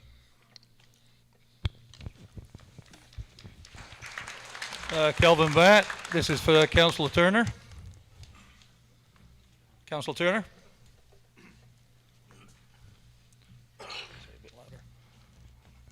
I'm sorry I didn't get your That's name. Okay, you said the sports complex only cost about $30 million. With the state of the economy right now, plus you want 2 ice surfaces, and they probably have to be cooled differently because they need 2 different harnesses. Huh? I'll sing next time. I'll scare ya. Okay, so 30 million. You want 2 ice surfaces. 2 ice surfaces. 2 ice surfaces. Okay. You want a spot. You want the hockey, like the hockey arena, and the curling is going to be 2 different. You're going to need 2 different systems because they're 2 different harnesses. Also, all the other stuff you want in there, like you want the weight room and the weight room and all that. It's going to cost way more than that. Like it was a pie in the sky dream. Why not get a YMCA? So what do you think? That way Councillor we're Turner? not on the hook for it. Sorry, we're over time for the question. So what do you think, Councillor Turner? So. Because one of you guys says that Do you want an it's answer, okay. or would you like to Yeah, make but a one of you guys speech? said to lay it on the town. You says the town can handle it. So how much in tax money is that going to go up? Okay. So, first of all, the curling club is not part of it, unfortunately. Okay, please, sir. I'm telling you what is in what I spoke about. So what I spoke about in a recreation complex is a pool, an arena, and gymnasium, along with meeting rooms. Last estimates we got brought that in close to $30 million, 29. But I'm sure costs have gone up in the last 4 or 5 months, so I'm saying 30. Now, that creates attraction for our community. And that taking that action, create that attraction, we start bringing people in and we satisfy the needs of ladies who just made comments or asked questions just a couple of minutes ago. What about me? What about my kids? All right. Elliot Lake's demographic is changing rapidly. People retiring from our major employer, the hospital, are going out at whatever age, and they're being replaced by people in their 20s who want to start families. This is where I'm going with it, and this is why I support moving towards that idea of taking action and creating the attraction. Thank you. And we have time for one more question this round, so Mr. Finn, you get the closing remark. Murray Finn, and my question is for Bruce Ibbotson. Bruce, you had made a comment in your opening presentation about a possible location for the Art Center. Could you outline that a little more in detail, please? Thanks, Murray. My thought is that the location of the current Elliot Lake Public Works Yard, it can be moved anywhere. It doesn't have to be in that prime location. With the Arts Hub, Civic Center, Welcome Center, all that combined in that location, be backing onto the lake, be a much better location. It'd be the first location that the tourists would see when they come into town. Across from Rona, sorry.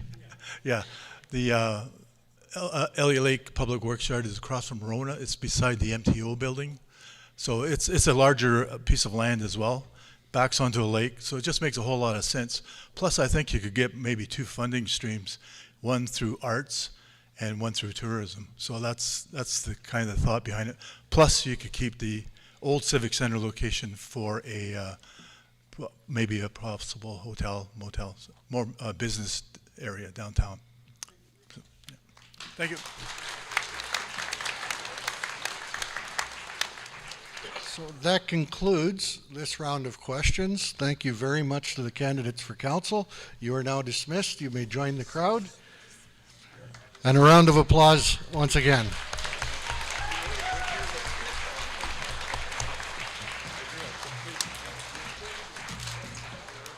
Sorry you didn't all get a question, but that's the way the cookie crumbles.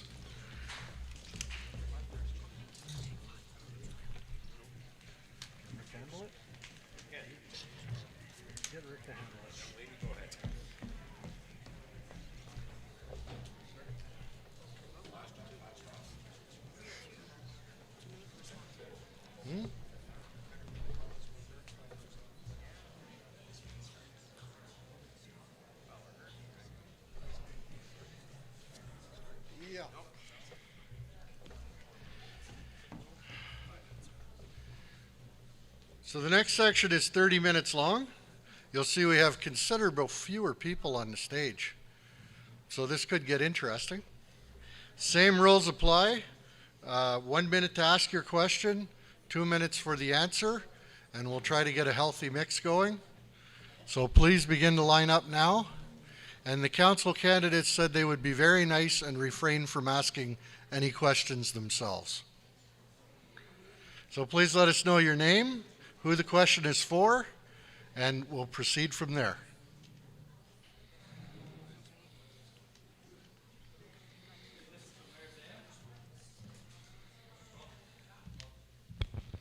Not my fault that time. Okay, this is just a positive and negative. It's going around. the past mayors were on the board of directors of retirement living, plus council members, and they signed a non-disclosure agreement. Is that true or not? It is absolutely true. There's 10 board members for retirement living. We currently have 2 members of seated council on the board out of the 10, and there is a non-disclosure agreement because they have closed session just like council does. So the majority of their business is posted on their website, including their minutes, but we can't divulge confidential information. I keep it quick because that is a matter of public record. That's okay. Thanks, Jenna.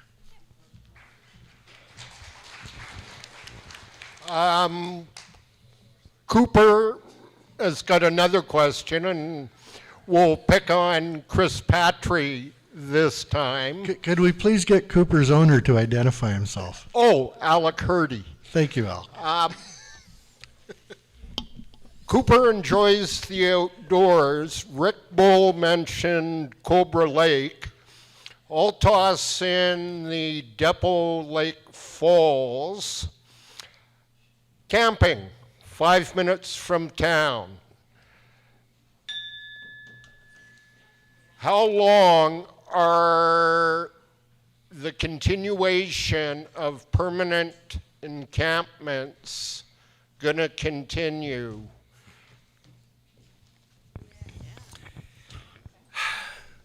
As a municipality, we don't get to regulate that. And I'm sorry, but you do know that. The issue is, you know what?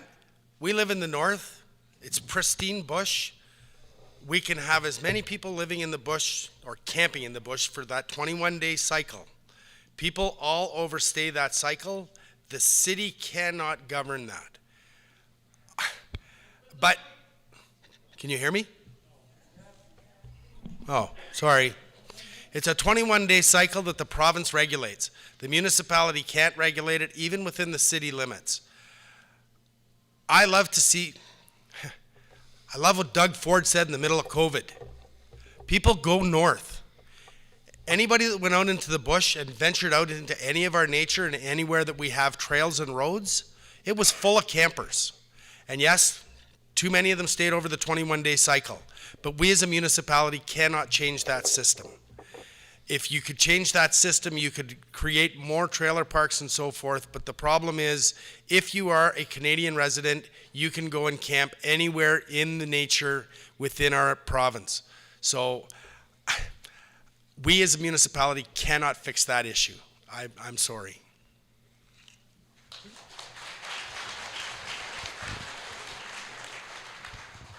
Hello, my name's Les Ozachuk, and this is for Mike Thomas, please.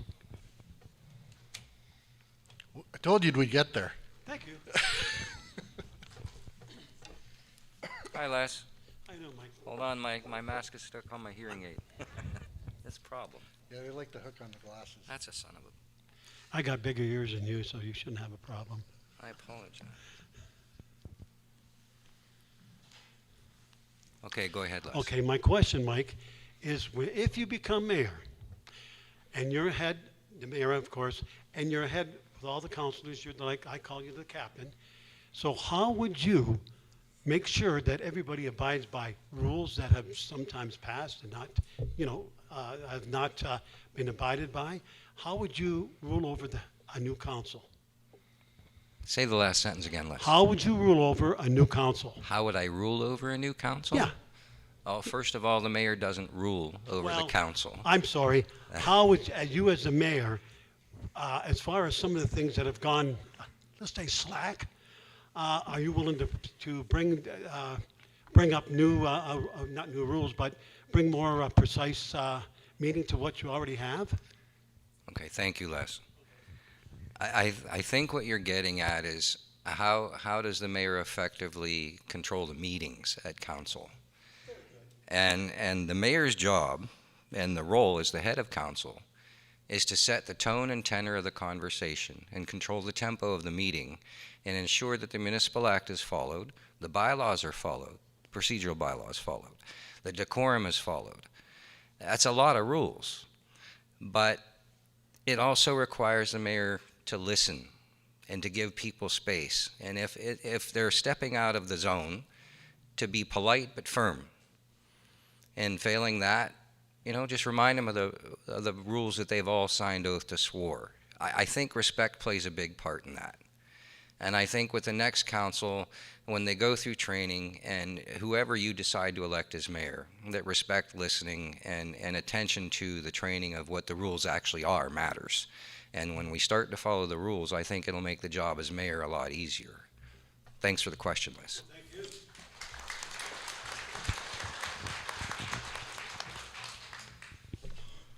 Hi, this is for Dan, the incumbent. My name's Brenda. Hi, Brenda. Hi, you inferred that your job wasn't done, and if you become mayor again, what are your goals? Well, there's actually a few. As I mentioned, a lot of our previous strategic plan goals have been accomplished or are now redundant. So getting town hall meetings and public input for new strategic plan and new direction. As Councillor Turner had mentioned, I believe there's a way that we can get going with the recreation hub and a new arts center to revitalize the downtown core, which would bring tourism, sports tourism, arts tourism through our downtown, which would help the businesses that are in the downtown core. The biggest thing, I think, is the relationship with our First Nations neighbors and mending those relationships. We've done a lot over the last few years, but as somebody mentioned about ecotourism, that's a big initiative that we could partner with our First Nations neighbors on. A lot of big initiatives going on in BC right now. Elliot Lake could be the first in Ontario to be the outdoor tourism mecca. We already have the trail systems, we have the lakes, we need to build on what we have, but we need to build those partnerships stronger. That is a big one. The center, the infrastructure, continuing to build our infrastructure, but I think the biggest thing is drawing that ecotourism into our community through those partnerships. That will build on everything else, along with the underground infrastructure, new road for Spine Road development because our borders are growing. It's impossible to get a rental in town. It's impossible to find adequate housing. So we need to work with the investors towards these new builds to grow our community. So there's about 500 pieces of a puzzle that we have to morph together while moving forward. But as mentioned before, we can't have council fighting about little things. We need to look at the bigger picture and that 10-year goal and work together on that 10-year goal. We need your input to make that 10-year goal happen. Thank you.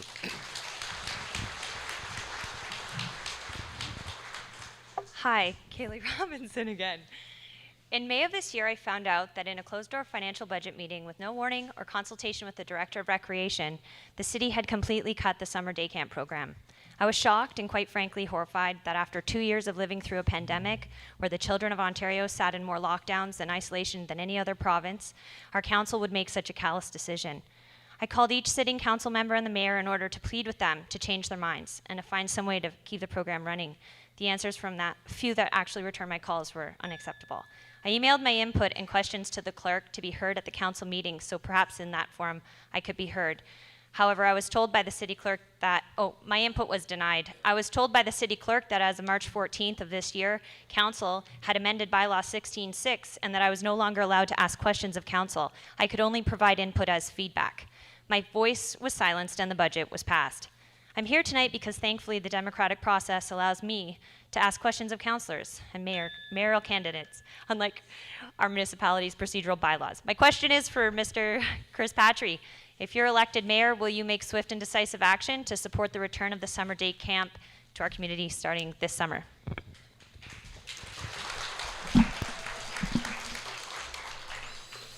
That's an easy answer, yes, but I have a minute, so I'm going to continue further on. You have 2 minutes. I have 2 minutes. Oh, yes. Okay, so not only do we need to get the staff hired and put into place in time, we need to direct staff to make sure that it is ready and it's acceptable and we can get this done and back on track. But you are saying that you were told that you could no longer give input. I want to change that as well. I want to revert back to the way that we used to be, where you, the people, used to be able to come to council and discuss with us. Give us your input. We may not have been able to give you the answer you need, but you could at least talk to us. You could tell us what your concerns are, what your issues are, and we would have to Sometimes we could answer them. Sometimes we could just tell you that yes, similar to your email, and I get it, it wasn't acceptable that we did it, but based on the information that we could not safely put that day camp in place because staff wasn't in place for it. So we can answer those questions to you. I don't agree with the fact that we are shutting the people out. The fact that people can only come, make comments at a council meeting, cannot get a response, cannot have any actual input other than what's on the agenda, I think we need to go back to the way we were over 8 years ago and fix that and put that back on the table so that you have a voice. Thank you.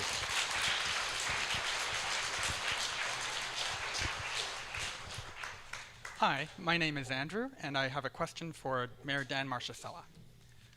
So Dan, in your speech, you mentioned so many exciting parts about Elliot Lake on how we're booming with our population growth, with our growth and investment, and obviously the challenges that comes with in terms of supply.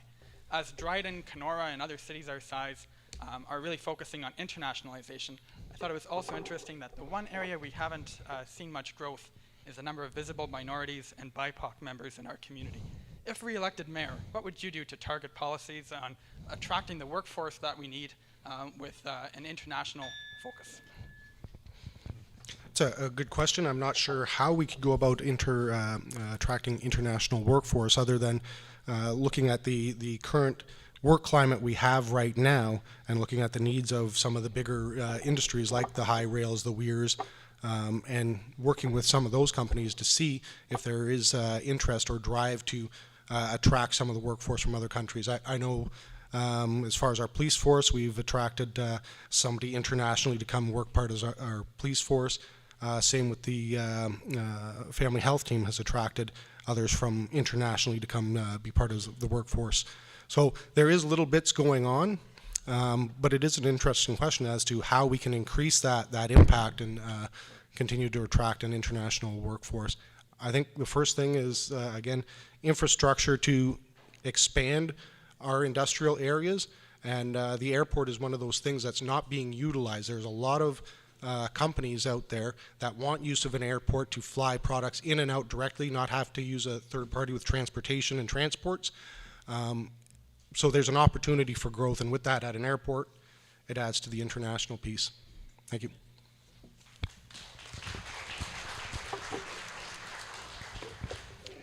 Alec Hurdy, acting as Cooper's chauffeur, and this one again is for Chris Patry. Cooper knows I'm a dog lover. Building on my last question, Lake number 2, an OPP officer from the detachment here found blocking access to a waterway with a trailer, either 21 days or not, illegal, ticketed it. The same young OPP officer, using his initiative, visited Depot Falls, found a similar land crab in place, and ticketed it. When you become mayor, or if you become mayor, how are you going to encourage similar initiative with the young officers we've got in Elliot Lake? In other words, encourage them to think out of the box. Your comments, Chris? I don't think that officer thought outside the box. That is a law. You cannot block access. So the officer did what he was trained to do. I totally agree with that aspect. Anybody that knows me, my father was a trapper. I grew up in the bush. I love the outdoors. We walk our dogs in the bush. I'm very, very much of an outdoor advocate. So when people are going to block access and do what is improper, they should be ticketed, they should be removed. Education is great. If we could let the people know that if you want to camp, you must do it properly, you must do it legally, and please, for heaven's sake, clean up. That's the worst issue that I have with everybody that's out camping. You go out and you look at our pristine city, we're 9 townships long, or square, sorry. And there are so many camping spots within our municipality, and people are leaving a mess. I don't want that to ever hinder the availability to these spaces. We live in the north, we live in the bush because we love the outdoors. 99% of the people that are here are outdoors people. I understand some people can't be, but you have to remember, if you live in the north in such a small community, which is a big city, you want to respect our nature. That's what's going to bring your ecotourism as well. I think that we've had ecotourism here for decades. So we have to be very cognizant that people please follow the rules. That's all I'm asking. Thank you. Just as an aside, since illegal camping on Crown land is outside of the municipal purview, we won't be accepting any more questions on that topic this evening. Please go ahead. Thank you. My name is Laurie Blake, and I guess it'll be directed at Dan because it's the second part of a question. I can understand why council had two seats on Elliot Lake Retirement Living in its infancy. Okay, it seemed to make sense. Through that entire period, though, having that kind of an influence, city influence on that board, I would question whether or not it's still necessary. I think it's time that we put on all our big person pants and walk on our own. And so the question, I guess, is, do you feel that that's still required? Thank you for the question, Laurie. You know what, 8 years ago I would have probably told you no.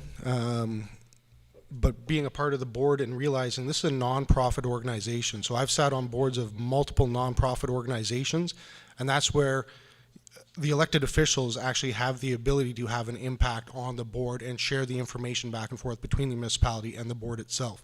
So this is a nonprofit housing board that has had a major impact on Elliot Lake. Elliot Lake would not be here without the retirement living product that was brought here. So in looking at, again, critical infrastructure, that growth piece, retirement living does have an active role in that as part of their mandate to foster economic development through housing initiatives, and that is building new houses, building new buildings. And we're actually at that precipice right now where they're able to continue following that mandate. So I do think that city councilors do have a place in there because that's economic development and it's growth for our community both at the same time.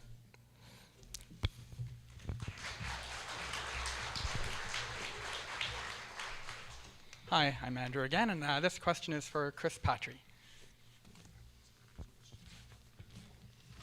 Chris, in your speech, you mentioned obviously the need to develop Elliot Lake and, obviously take on a lot of development projects with housing and commercial property.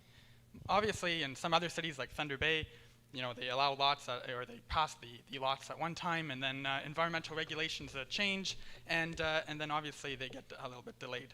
So my question is, in all this development, and given we live in some of the most pristine nature of Ontario, to what weight would climate change adaptation play in the development plans that you would like to see here in Elliot Lake? That's a hard one, thanks. Climate change and development in the north, we're the best example of climate. We live in beautiful hot summers and frigid cold winters. We live that cycle. So if there's any scientific people that want to come and develop and test stuff, we should be that playground. We have to have extremely, extremely well-insulated homes for both summer and winter because we do get that 30-degree summer and the minus 30, 40-degree winter. So it's imperative that any institution that wants to investigate climate change, I would invite them and appreciate them to come to our municipality because we have the best testing grounds that they could ever need. Thank you.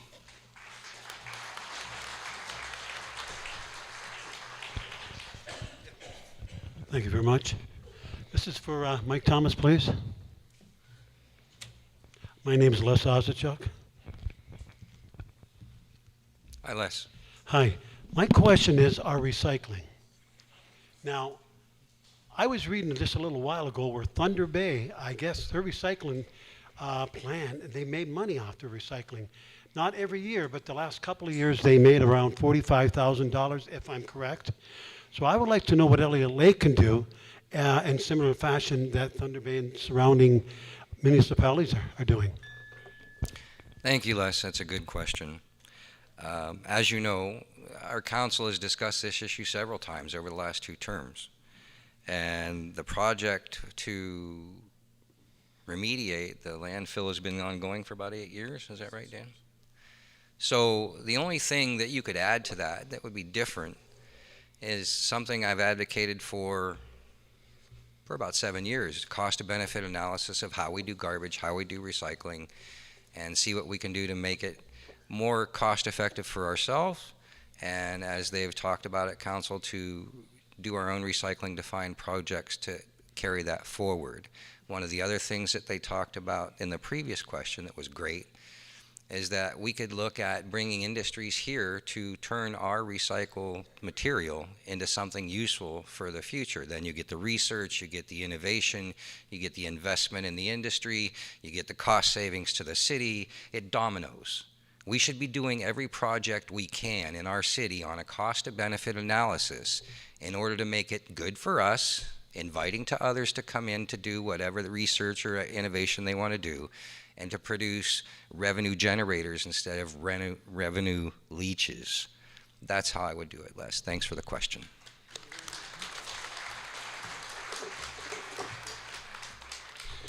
All right, folks, we've got time for 2 or 3 more questions, if anybody has any.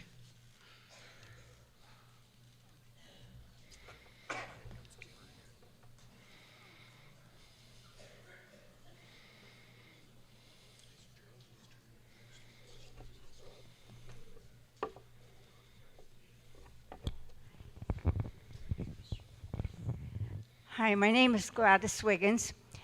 I watch Sault Ste. Marie and Sudbury News frequently, and I keep hearing of all these grants being given to these communities.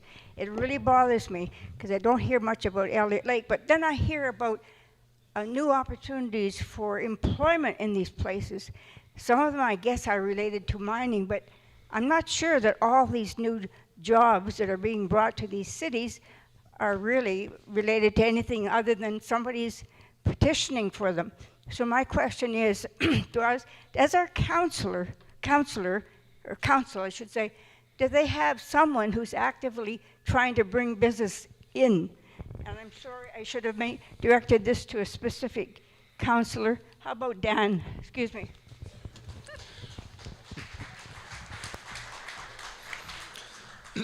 Thank you, Gladys, for the question. We do have, as was mentioned earlier, 3 people on our economic development office now, run by Mr. Antunes. And yeah, they are, Mr. Antunes is actually really good at looking at trends that are going on in other communities and what can fit the niche in Elliot Lake. The bigger thing is, how do we get the investors to bring those businesses to Elliot Lake? And a lot of that has to do with shovel-ready properties. And as I mentioned, things like airport. Airports are a niche that both Parry Sound and Peterborough developed their airports for commercial and industrial use, and both of them have been massively successful. We have that opportunity here at a very low cost that could drive more of those opportunities to Elliot Lake. And you're right, it's not all about the mining that's creating jobs. One of the other initiatives that's going on here is we have free Wi-Fi at all our parks, all our facilities in Elliot Lake. That's been going on for a while. And we've had a influx of young business people that the work at homers that can actually sit at Westview Park on their laptop and work from the park.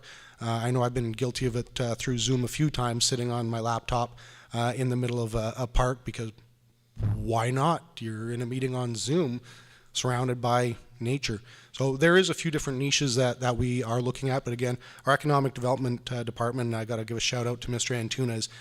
Any opportunity that he finds, he's making the phone calls and he's bringing it to our committees. Thank you.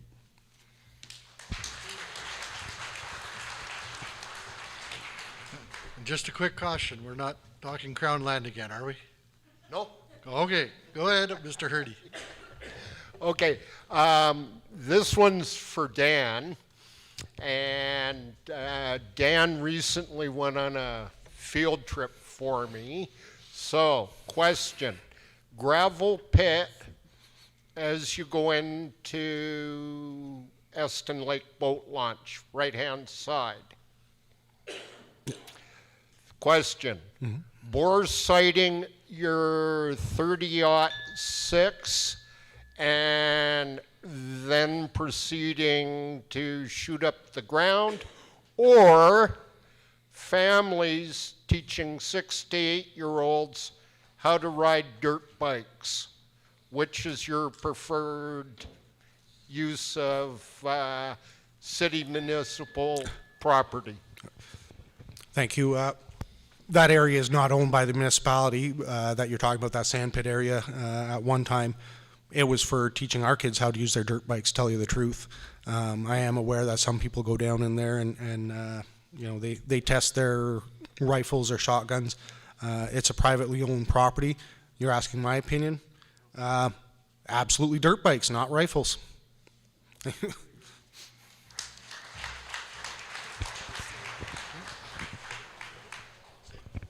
Hi, okay, Andrew again, and this question is for Mike Thomas.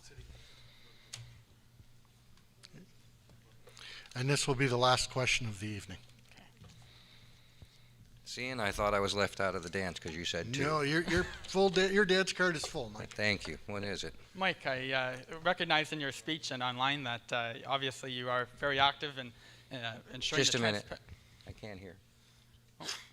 Could you please start again? Sorry, I see from your speech and online that you are very active in ensuring the transparency of council and also ensuring people are well informed of council decisions. Obviously online here in Elliot Lake, a lot of things do have more of a negative connotation, and I think that kind of impacts our civic pride. So my question is, if you are elected as mayor, what things would you do regarding city communications and also increasing civic pride? Thank you. Say the last sentence again. I didn't hear you, Andrew. If Increasing... I'll speak slower, I'm sorry. If elected mayor, what would you do to encourage civic pride, decrease online negativity through city communications? Through city communications. Okay, I'll address your last one first. The city already has an online policy for social media and communication, so that pretty much covers that. Anybody who would be in violation of that policy would be subject to progressive discipline, which could result in dismissal. How to increase civic pride. I talked about in my Elliot Lake 22 platform that in order to increase pride in the community, we have to re-engage the community. We have to encourage participation. We have to re-involve the silent majority of people in this town who have not participated the way the generation before did. I think when we accomplish as a council bringing the community back into the decision-making process, bringing the community back into the participation process, that you will see the pride elevate and you'll see a higher return on that investment, similar to what happened when the founders built this town. That has to happen again. So history is good. It will repeat itself, and we have to foster that. And I thank you for the question. I'm sure the pride will be elevated in our community. Thank you.